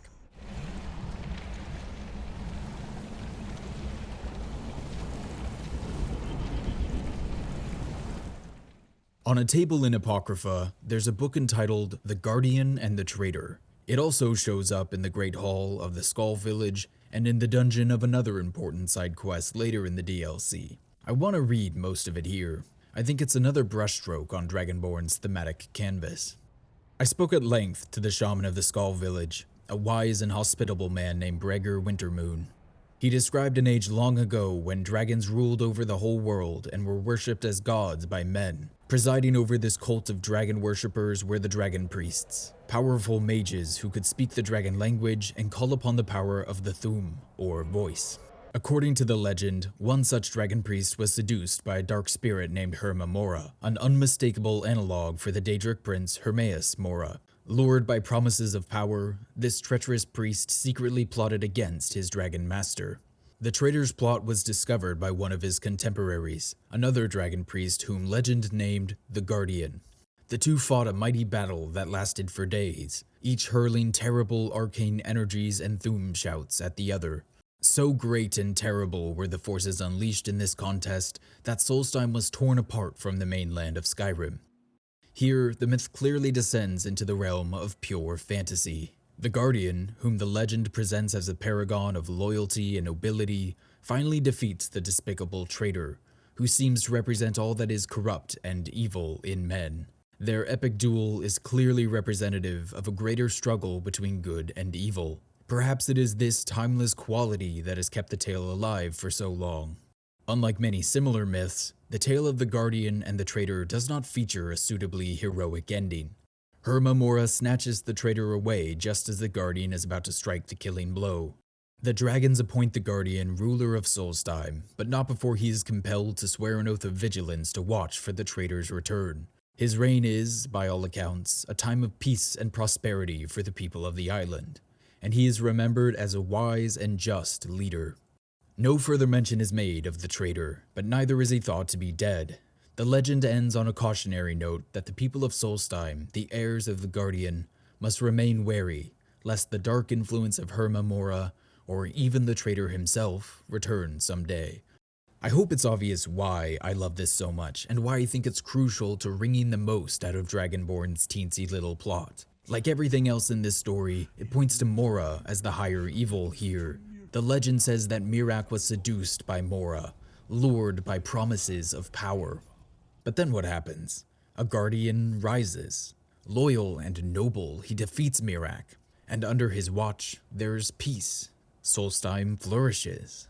I love the detail that author Lucius Gallus essentially rolls his eyes at the simplistic, mythic nature of this conflict, while still acknowledging that that's essential to its appeal. Here, the myth clearly descends into the realm of pure fantasy. The Guardian, whom the legend presents as a paragon of loyalty and nobility, finally defeats the despicable traitor, who seems to represent all that is corrupt and evil in men. Their epic duel is clearly representative of a greater struggle between good and evil. Perhaps it is this timeless quality that has kept the tale alive for so long.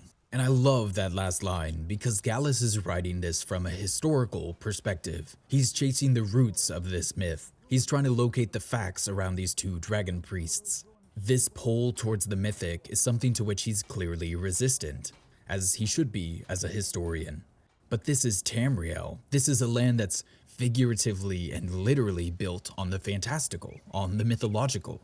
Wander in any direction and you'll stumble across a ruin of yesteryear, haunted by a Lich King or a vampire lord or a mediocre necromancer. And every few years some Daedric prince seems to seduce a powerful mortal and threaten all of existence before a hero rises to meet them. This enduring struggle between good and evil isn't a bedtime story we tell our children, it's the fundamental truth of this world. Except this time, we're the Guardian. And like the Guardian of Legend, we brought peace and prosperity to Solstheim. We've given this island and its people a chance to thrive again, and we're going to do our best to make Miraak's defeat permanent this time. The book also not so subtly hints at the existence of a tomb on the island that might shed more light on the story. Although no physical clues exist now on Solstheim to suggest the presence of the dragon cult, it is hardly difficult to believe that it might have once flourished here. Perhaps some hidden tomb still waits to be discovered that will tell the truth of the tale. Spoilers, we will find that tomb, and it adds nothing to this story. If anything, I think it makes it worse, but we'll put a pin in that for now.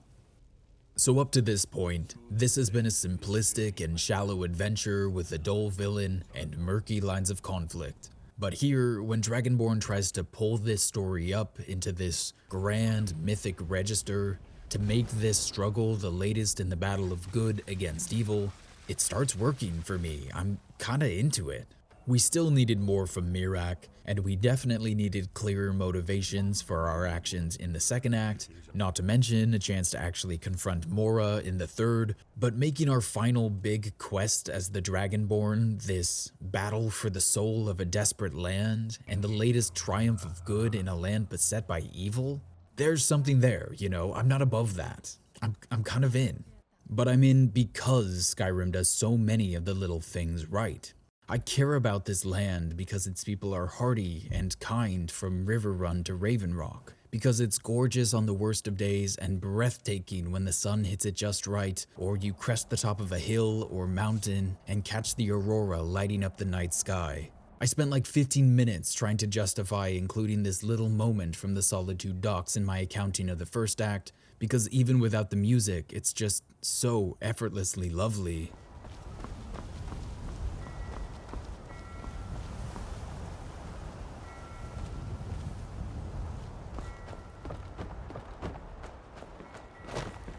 Talk to Gaiman if you want a horse, or Katla if you're looking for work. I can't help you. I see the swamps of Morthal, where I cured my character of vampirism for my Dawnguard video, and where I kept having to go back while editing to get more B-roll. I see the Blue Palace way up on the rock, where mid-pandemic, I once had an amazing afternoon doing the Wolf Queen questline that I didn't know existed. Because I was so addicted to the feeling of Skyrim's early game when I played it more casually, most of my characters didn't make it past level 10. And I think of the East Empire Company warehouse behind me, where over a decade ago, I remember a summer afternoon watching my little brother trying and failing to sneak his way through it for the Thieves Guild questline. And it was 2012, and I thought Payphone by Maroon 5 was the best song in the world.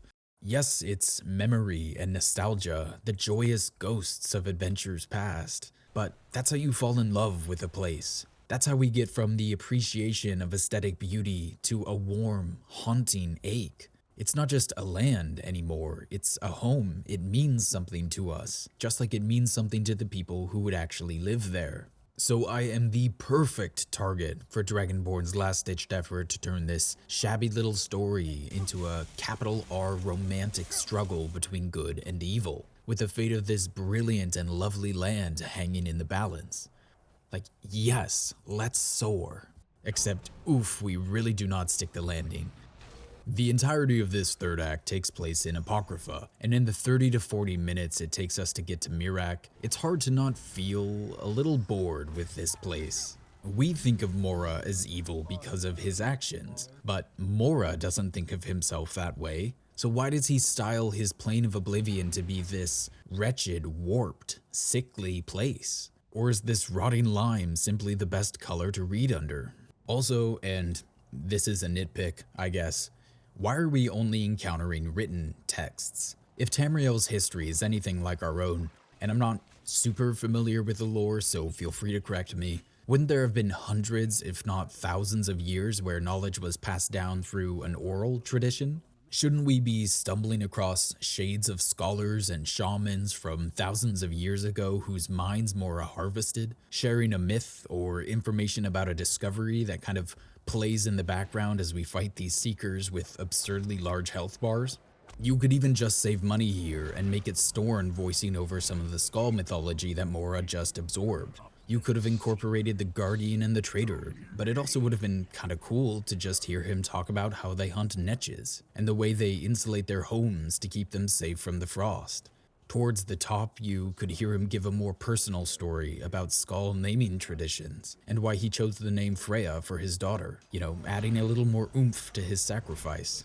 But especially since we're not going to get closure on Mora after this, I would go for 2 birds with 1 stone here and start building up this idea that Mora can't be bested by any mortal champion. We could hear stories about the strongest warriors of their ages trying and failing to strike a blow against Mora after he doomed their village or something. Maybe a mage tries to outsmart him and Mora turns his family into seekers. A thief trying to steal from him gets soul-trapped into a lock, and then maybe at the very top, we find a bittersweet tale about how the best way to stop Mora is to ignore him. Maybe he can't be bested, but if mortals limit their engagement with him, it's harder for his power to grow. Our escape and subsequent refusal to serve him becomes a teensy moral victory, as opposed to what it is now, where it feels like an abdication of responsibility.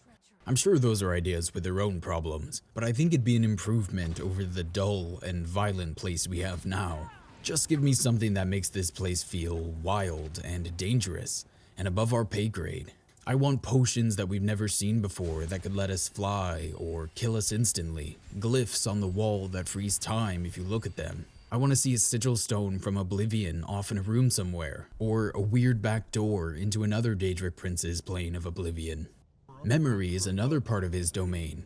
Can you imagine opening a black book in here and reliving that Helgen cart ride again, with little tiny things being off? Just give us something, This is the Daedric Prince of knowledge and memory, and what we get is like a superficial, goopy, tentacled vibe that clearly wants to be Lovecraftian, without any understanding of what that actually means. This is not scary, or even that interesting. Half of this place looks like the dirty living room of a book talker who won't shut up about their dark academia era. But okay, whatever, we're here now. By using the Bend Will Shout, we can tame one of Miraak's dragons, and together, we ride for the summit of Apocrypha. Whee! And so the first Dragonborn meets the last Dragonborn at the summit of Apocrypha. No doubt, just as Hermaeus Mora intended. He is a fickle master, But now I will be free of him. My time in Apocrypha is over. You are here in your full power, and thus subject to my full power. You will die, and with the power of your soul, I will return to Solstheim and be master of my own fate once again. It's wild to me that this isn't even a conversation. One of the things that Dawnguard got right was that the conflict with Harkon felt real. His plan is stupid, but once we get past that, the lines of conflict are clear. We like the sun, and we like Serana, and as long as he's alive, neither will be safe. He has to go. Here it's just, I will kill you and absorb your soul, and then I'll be strong enough to escape. Okay, so I guess that was Mirak's plan all along. Minutes before the climax, we've just learned that a Dragonborn can absorb the soul of their fellow Dragonborn, and it's apparently all the power he needs to escape. Why has he only tried to return now? Has he tried to lure any other Dragonborns here to try this? And if so, how has he not succeeded by now? Why did he choose to follow Mora in the first place? What was the promise that lured him? What was he planning to use his power for? Nothing. So we don't do anything with Mirak, and we don't connect this back to good and evil. We don't take a beat to note the distinction between the Dragonborns. Mirak was a Dragonborn who served the dragons. That's weird. And then he betrayed them, but not out of nobility or a desire to protect people. He did it for his own personal power, presumably to try to rule Solstheim. And instead of his eternity in Apocrypha giving him perspective and wisdom, he's angry, he's ambitious, and he's short-sighted. Whereas our character, granted, is a bit dim, but we do good things. Sometimes it's for money, sometimes it's because we're bored, but if you're going around doing Skyrim's quests, more often than not, you're helping the people around you. We save Skyrim. Twice, I guess. We save Ravenrock. We protect the Skull Village. We help out at Tel Mithryn. We do what heroes do. But the quest doesn't bother to make that connection more overt. If you go looking, I think it's there, but this idea of, despite the darkness, good will usually beat evil is such a generic theme on which to end things that if I hadn't stumbled across the Guardian and the Traitor book, I wouldn't have thought it was on purpose at all. The Mirak fight is long and kind of tricky, and he even absorbs the soul of our new dragon pal, which is a little sad, and then just when we think we're ready to land the killing blow, we're denied.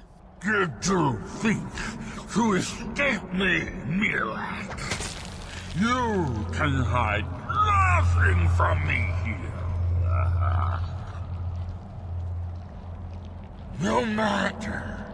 I have found a new Dragonborn to serve me.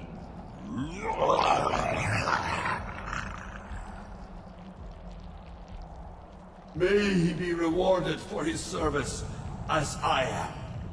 Remember in the legend, it was Mora that ensured Mirak survived his first battle. In this case, history won't be repeating itself. Mora is honest about finding a new champion, and we absorb Mirak's soul after his death. But it sure feels like now would be the time to talk to Mora, threaten him, at least confront him for what he did to Storn. Storn called him a liar with his dying words. Does that mean nothing to us? We now know that it was Mora behind Mirak's betrayal and ascension this whole time. Mora is the reason Mirak didn't die in his battle with the Guardian, and Mora hosted Mirak as he slowly gathered his strength in Apocrypha. When Mehrunes Dagon orchestrated something similar with Mankar Cameron, we took his villainy seriously, and Martin sacrifices himself to stop him.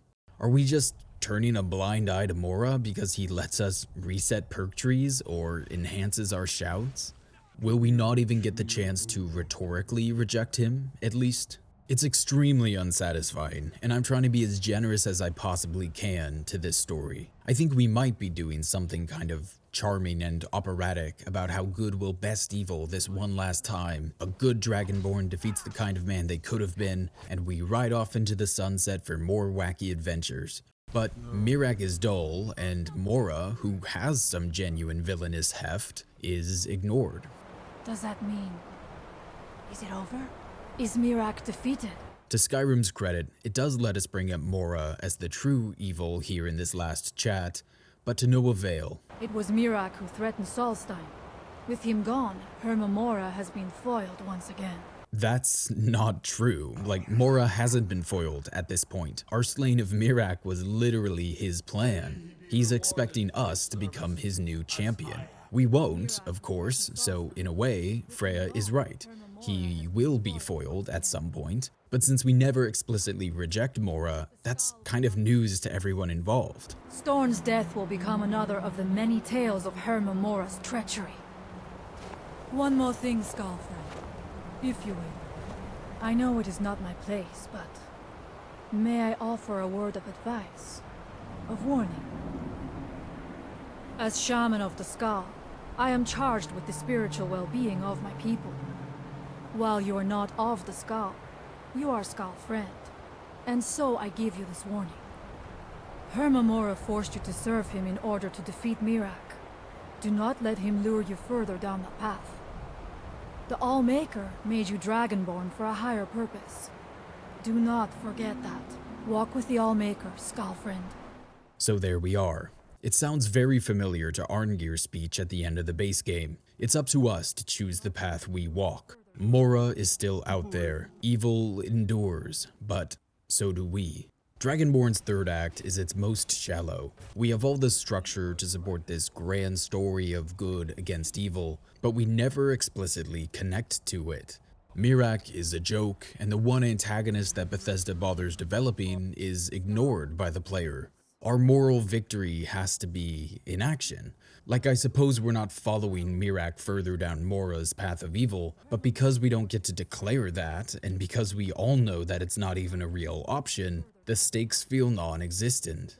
We still have a lot of story beats set up beforehand to come to certain conclusions, like power for its own sake is bad, and those in power should protect the innocent. But with Mora out on the loose, the story will never feel over.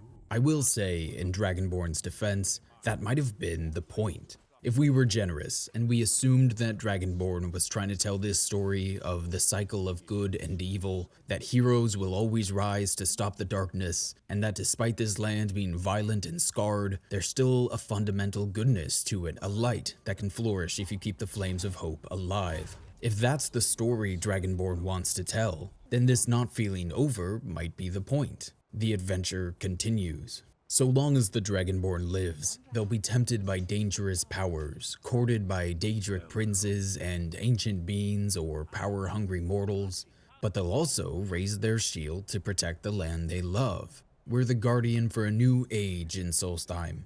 Maybe Bethesda didn't want our legacy defined in a conversation with Miraak or Mora. They wanted us to go prove it, to go live it.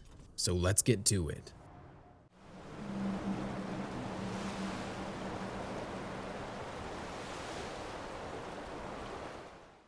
Towards the end of the Two Towers, when Frodo and Sam are on the precipice of Mordor, they have a beautiful conversation about stories and the nature of adventure, and Sam comes to the realization that tales of this scale don't really have an end. The whole conversation is lovely. It's probably my favorite moment in the book, but I just wanted to bring up the back half of it. And just a heads up, I try to read this section like 5 times without doing a Sam voice for obvious reasons, mostly to prevent my own embarrassment, but Tolkien's writing is just so evocative that I found myself doing it anyway. I'm so sorry. Baron now, he never thought he was going to get that Silmaril from the Iron Crown in Thangorodrim, and yet he did, and that was a worse place and a blacker danger than ours. But that's a long tale, of course, and goes on past the happiness and into grief and beyond it. And the Silmaril went on and came to Erendil. And why, sir, I never thought of that before. You've got some of the light of it in that starglass the lady gave you. Why, to think of it, we're in the same tales still. It's going on. Don't the great tales never end? No, they never end as tales, said Frodo, but the people in them come and go when their parts ended. Dragonborn is telling a story built on the past. We know from the Guardian and the Traitor that these conflicts run back to the Age of the Dragons, and though we are part of what stops the Traitor for good, Mora still looms, and his fate will be decided on another day. We essentially become the new Guardian of Solstheim and of Ravenrock, the town that our Morrowind character builds up in the DLC of that game. The great tales never end, just our part in them. And now our part is winding down. There's only 2 side quests I want to touch on here. Closure for the Guardian and the Traitor myth, and helping Neloth solve a mystery. After helping the Skull a bit back in Act 2, we're approached by a visiting historian, who asks for our help investigating a tomb he recently encountered, something newly accessible due to the Red Mountains eruption. I originally skipped this. What do I need to go through something called Valok's tomb for? I gotta go stab Miraak. Well, a day or so later, while researching some Solstheim lore for my first draft, I found out that this quest is kind of the payoff to the Guardian in the Trader book. Valok is the Guardian. I was excited. I felt like there was so much thematic potential with this legend, and clearly Dragonborn wanted us to stumble across it. This could be it. This could be where I find the unifying piece of evidence for my interpretation. It was ignored in the main quest, but maybe here, buried under the ashes of Solstheim, we'll find the missing piece that unifies this epic story of good and evil. Boy, was I wrong. The dungeon's cool, but by bringing this myth into our reality, we lose the mystery and the grandeur. That's not inherently a bad thing. If we were deconstructing this mythical guardian, that could be really interesting, but I don't think we are. We don't really do anything with him. He's not a mythical guardian anymore, he's a dragon priest named Valok. Tharstan the Historian translates the runes as we explore. The first important piece sets the scene in case you hadn't found the book in the main quest. These runes have faded a bit, but I believe I can translate the inscription. The writing describes a guardian who defeated someone named Mirak. In fact, if I'm reading this correctly, it says that Mirak was a traitor. Most interesting. It's also right next to the dragon wall for the word loyal, as part of the Battle Fury speech.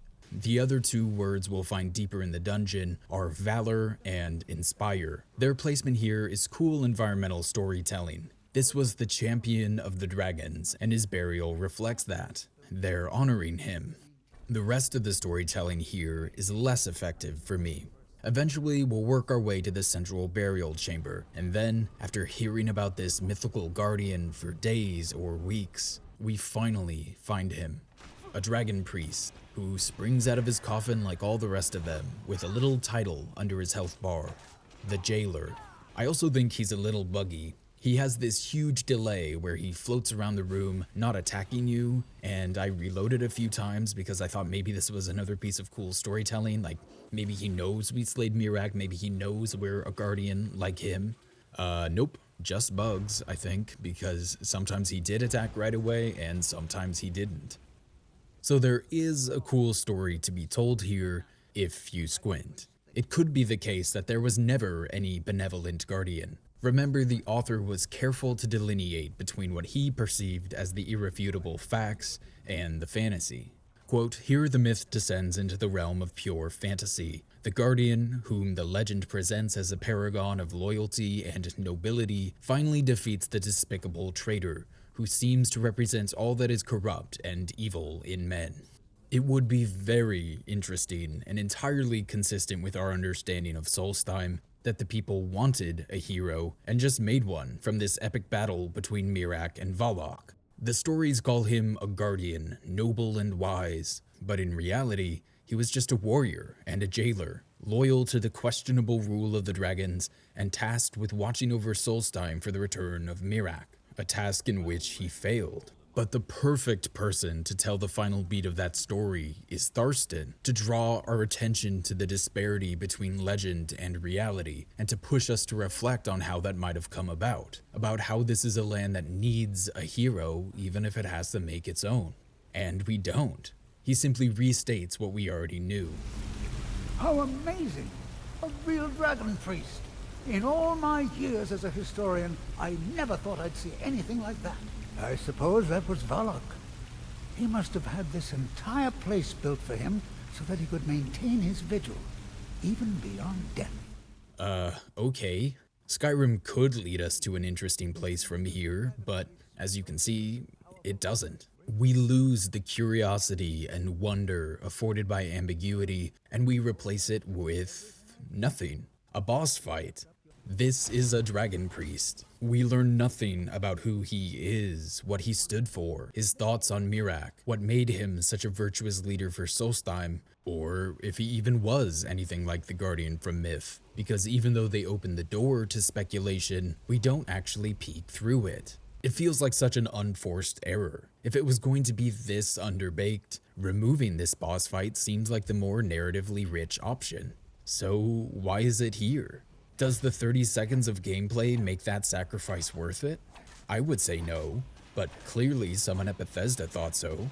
I always try to give writers the benefit of the doubt. We have no idea who is making these calls and why, who argued for what. We're not there watching them during the process. This is, obviously my raging pro-rider bias, but I just assume someone made a passionate plea about the poetry of our Dragonborn following in the footsteps of this old guardian without even knowing it. What it says about the fundamental goodness in this world, that there will always be heroes that rise to stop evil. How subversive and fascinating it would be to find an empty room at the end of this tomb, with the guardian's legend scrawled on the wall, but the coffin empty. Maybe there was no guardian, maybe someone else got to them first, or maybe they're still out there somewhere, even if it's just a whisper on the wind. Or maybe we were the guardian the whole time. Okay, I'll be honest, that last one is awful if we took it literally, but either way, we're thinking about our myth and our legacy in a way that we haven't really before. And it's beautiful, and we go home on Friday evening. This is how you can tell it's a fantasy, because the game developers in my head get to work normal hours. And we come back on Monday, and Gregory from the dungeon team is like, yeah, I noticed we had that empty boss room, so I stuck a dragon priest in there. He kind of floats over the plates. It's cool and kind of new. And then Todd Howard says, "Great work, son. Can I call you son?" Gregory is embarrassed at first. He never had a great relationship with his father. He was a cold man, and after his mother's death, it seemed like the Orioles were the only thing that could warm him. Gregory couldn't stand baseball. It's too slow, nothing happens. And Gregory's father just didn't understand why Gregory spent sun-drenched Maryland summers in his room playing Doom. It was a tenuous bond, corroded even further by the alcohol.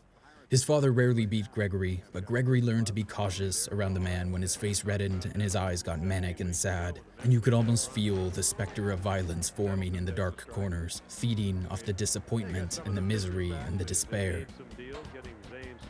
That's how it goes in my head. I give writers the benefit of the doubt and imagine that most of them likely know how to write a relatively solid story. And then all the other factors that go into making these massive, ambitious games can chip away at it, bit by bit, until we're left with something kind of gnarled and sloppy. Or I think there's times where we don't start with a story at all. Rather, writers are told, we want this, this, and this, and they need to go here around this point in the game, and don't bring them back here until blank. I believe the first Halo game was mostly written around the levels rather than the story. Joseph Staten called his work, quote, story duct tape, just connecting those levels, which would be a challenge. It's hard to really judge the quality of an individual's work based on an end product they have so little control over. So Valok's Tomb was a miss for me, but this is Skyrim. There's always another adventure to be had. So I grabbed my old friend Teldrin, Deadli's Blade at Morrowind, apparently, and ventured forth for Tel Mithryn. Then let's be off. Neloth confirms that we're free from Mora's influence.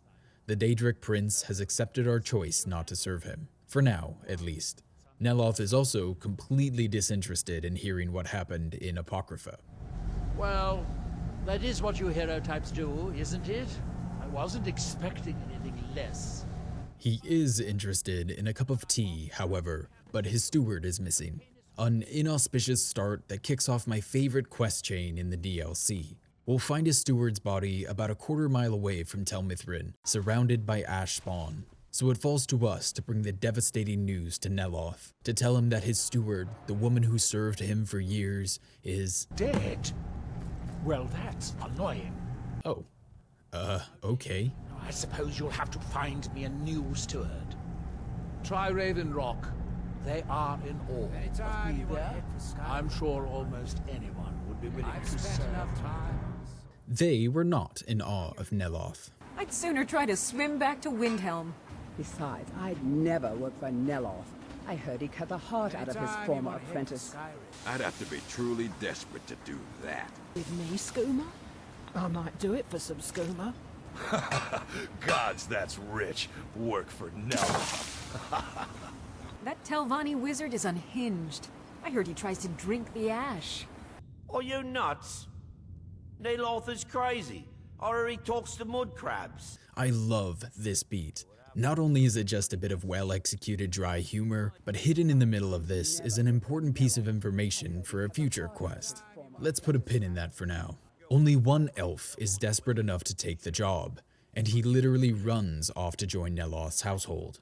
The next time we return to Raven Rock, we'll learn why. Mogrel, the orcish loan shark, claims he owed him 1,000 septims. The way I figure it, it's your fault he can't pay me. So I guess I'm going to have to collect it from you.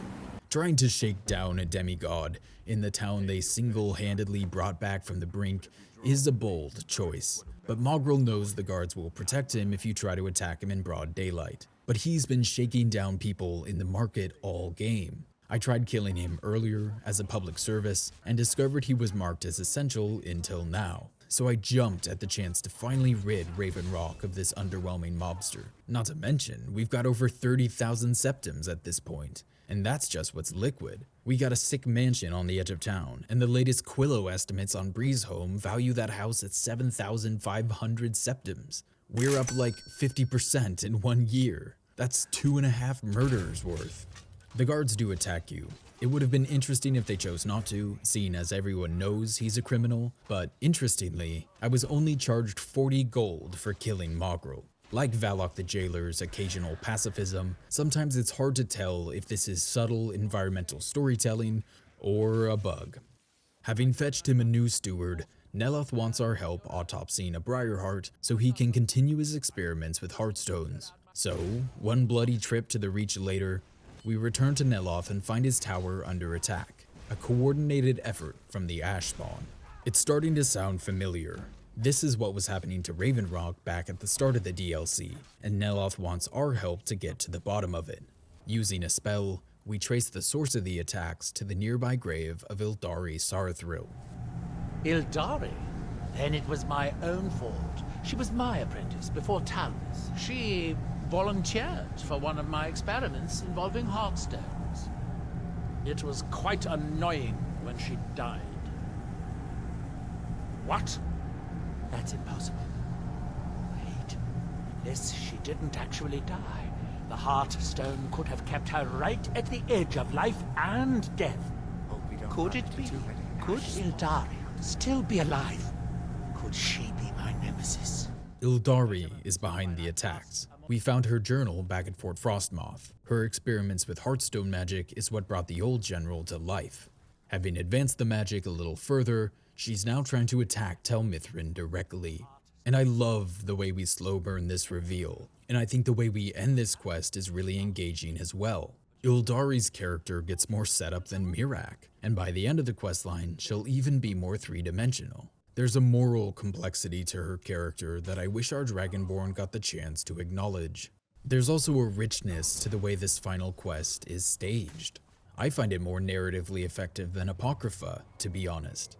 Ildari's turned the ruins of High Point Tower into her fortress. Atop the hill, equidistant from Tel Mithryn, Fort Frostmoth, and Raven Rock. In other words, under our nose this whole time. And it's a striking visual. These two wizard towers staring each other down, with a red mountain looming in the distance. Neloth's tower is a monument to his power, vanity, and obsession with restoring House Telvanni to its former glory. Ildari's a crumbling tower half buried in ash, but perfectly placed for her to plan her revenge. This is one of those things Skyrim excels at. Geography is constantly enhancing the drama. High Hrothgar, Blackreach, the Throat of the World, the Ancestor Glade, the Forgotten Vale. Dragonborn is a little more subtle with this, with the exception of Apocrypha, which beats you to death with its intentionality, but Skyrim's still capable of delivering these moments of casual majesty. This feels storybook. And speaking of storybooks, Ildari's penned a few of her own. As you fight through the ruins of her tower, her journals explain how we got to this point. Remember that rumor we heard back in Raven Rock? Besides, I'd never work for Neloth. I heard he cut the heart out of his former apprentice. Well, yeah. Neloth says she volunteered, but it's clear from Ildari's writing that she wasn't aware of how dangerous this experiment would be. In her first journal, she calls it a betrayal, that he failed to mention the constant pain and the voices. And this absolutely sounds like the Neloth we know. He did the same to us with the Black Books and his little... Oh good, be sure to say hello to Hermaeus Smaller for me. He's clearly willing to endanger those he views as inferior to advance his own cause. Ildari's mind is clearly starting to deteriorate even as early as this first journal.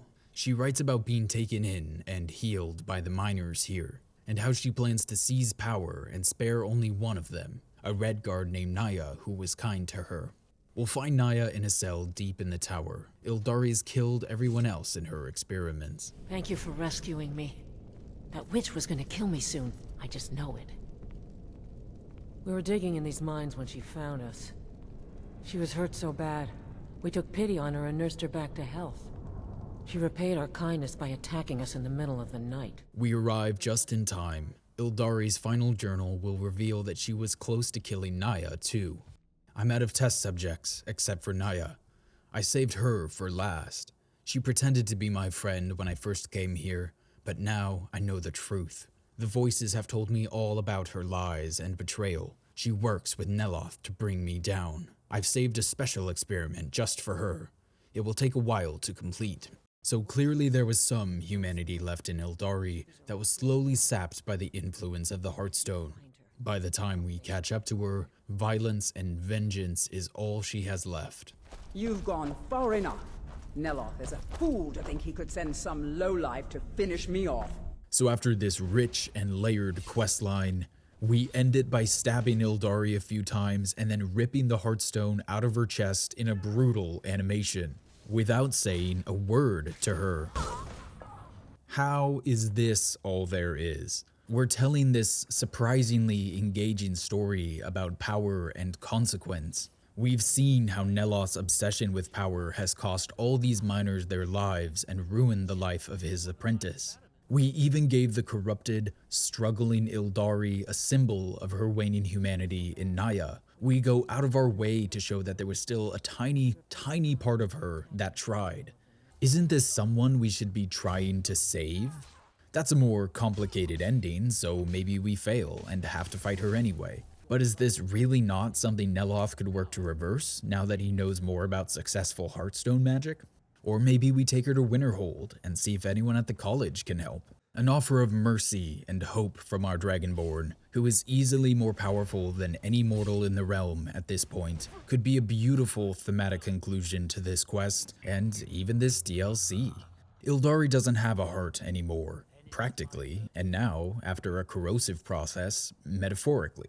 She's possessed of more power, but at the expense of her sanity, of her goodness. But you know who's had this idea of balancing power and virtue slowly beaten into their heads through both the main questline and now the Dragonborn questline?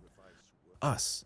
We're a hero. We have enough heart for both of us. We should have at least had the option of extending compassion and mercy to Ildari, even if she was incapable or unwilling to extend it to herself. Instead, in this absurd conclusion, we fight in silence and then rip her heart out. You know, like good guys do. And then we return to Neloth. Surely we'll have something to say to him about how Ildari felt betrayed and misled by him, how scared she was after the operation, and how she clearly felt unsafe returning to Neloth's tower and instead crawled away to be found by these miners. This has to be where we address the consequences of his ruthless ambition, right? No. You're alive! I hope that bodes ill for Ildari. Well, you have proven to be a more valuable ally than I anticipated. I have a staff for you, but I would also like to make you a member of my household. A member of House Telvanni. No need to thank me. I know you are overwhelmed with gratitude. I feel like we were so close to doing something kind of special here, to giving our Dragonborn a chance to show their quality in this twisted situation. Maybe Ildari was beyond saving, but not even addressing this with Neloth when he's clearly learned nothing from the experience feels, much like ignoring Hermaeus Mora after Miraak, like a dereliction of our duty. And this isn't even me lamenting that Skyrim won't let you play as a Paragon Shepherd, because we can even take a less goody-two-shoes character here. What do you think Geralt does in this situation? Okay, yes, Ildari had become a monster, and she was endangering the lives of innocents. But what of the man who put her in that position? Isn't this a situation crying out for a little monologue on the complex nature of evil? Instead, We humbly accept his thanks and are welcomed into House Telvanni. But in a few decades, when I return to Vardenfell, you would be seen as Morrowind nobility. In the meantime, we would keep a bed and chest here for you. Okay, cool. What this questline does is expand our understanding of the main DLC's themes. We're pushed to think about these cycles of power outside of those big operatic stages. Because let's break this down for a second. Neloth, the arrogant, unfeeling scholar, enabled his ambitious, power-hungry apprentice to pursue dangerous power. Innocent people suffer, and more would have suffered had we not intervened. But at the end of it, it feels like Neloth has learned nothing. The threat is bested, but there's an evil lurking. Not one of conquest and death, but an evil born from ambition and superiority. And that sounds familiar. At least I hope it does, or I've done a terrible job writing this. We're essentially playing out the main questline again on a smaller, more intimate scale. Our Dragonborn has now twice worked with an ambitious and sophisticated evil to thwart a more primal, immediately dangerous threat. And now both times, the story comes to too abrupt a conclusion. It feels like we're on the verge of saying something about these seemingly perpetual cycles of evil. We're tracking them to their source and finding ambition, not malice, at their heart. But we know Skyrim likely isn't against ambition or the acquisition of power, because that's the entirety of the gameplay loop. This land is built to facilitate it. But I do think this is their final beat about power and responsibility. It's the Spider-Man thesis: with great power comes great responsibility. It's what Arngyr's speech kind of tacked on to the end of the main quest, even though we hadn't really done anything with it up to that point. But Dragonborn takes that ball and actually runs with it. A tiny bit, at least, because, again, we can't really act on that responsibility. Skyrim's main quest and Dragonborn both leave us in a place where we reflect on the burden of power and its virtuous application, and then we do nothing. A lot of the side quests are compatible with the end of that arc, because so many of them are helping people, but we just miss in these big moments. We ignore Hermaeus Mora, we miss here with Ildari and Neloth, we come across like a heartless simpleton, we set up the Thalmor for most the second act of the main quest, and then ignore them in the post-game. We kinda just have to accept that Skyrim's most prominent theme is undermined by the majority of its content.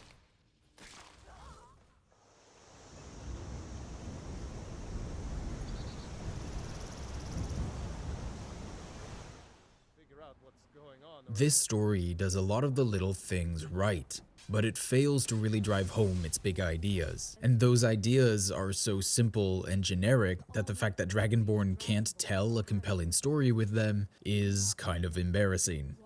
But Dragonborn lets us affect change the only way Skyrim can really allow, through small, well-intentioned applications of violence. It lets us save Ravenrock. It's not sophisticated enough to let us really engage with the revitalization of the town, or rhetorically inspire its people, but it does let us pick up our sword to give it a chance. We do the same for the Skull Village, and through our actions in the second and third acts, we save all of Solstheim. This island that has been rocked by tragedy after tragedy finally has someone to fight for it. And while fighting is all Skyrim lets us do, that's not nothing. Miraak is a shallow foil that helps that work, and Hermaeus Mora is almost developed too well as a secondary antagonist, making our inaction towards him feel borderline irresponsible. And then we play out that loop again on a more personal scale with Neloth and Ildari. But again, it feels like we're not given the ability to meaningfully engage with that story. Dragonborn does its best to deliver a satisfying final arc in a story and a game world that's built to be endless. There's a lot of good stuff here. We're empowered like never before to just be a simple, good hero. And we're finally engaging with quests that are ever so slightly pushing us to think critically about our power. But we just never stick the landing with any of them. We're denied satisfaction or catharsis because our eyebrows are too stitched, squinting at the screen to see if we've somehow accidentally missed a final act to some of these quests. But this is it. Like so much of Skyrim's other storytelling, I think we have some really compelling pieces here, staged in a beautiful, unforgiving, vibrant, deadly world. The Raven Rock subplots are fun. We briefly engage with the idea of the East Empire Company as a civilized, bureaucratic evil. And I love how we engage with myth through the Guardian and the Traitor, until we find Valok the Jailer in that tomb and subvert it all without a thoughtful enough payoff. If one was going to end a massive RPG like Skyrim, I can see why one might think this could work. Goodness prevails, but the adventures continue. Evil will rise, but you'll be there to meet it. And if not you, then maybe another hero, perhaps one inspired by your actions. We fight to defend a land beset by evil, but as long as heroes like us are here, the light wins. It's generic, it's sloppily executed, but I love this land and I love this game. It deserved to go out on a stronger note, but that's almost impossible to do when it's so clear that Skyrim doesn't want to go out at all. It wants to always be there for one more ham-fisted adventure, and I love it for that.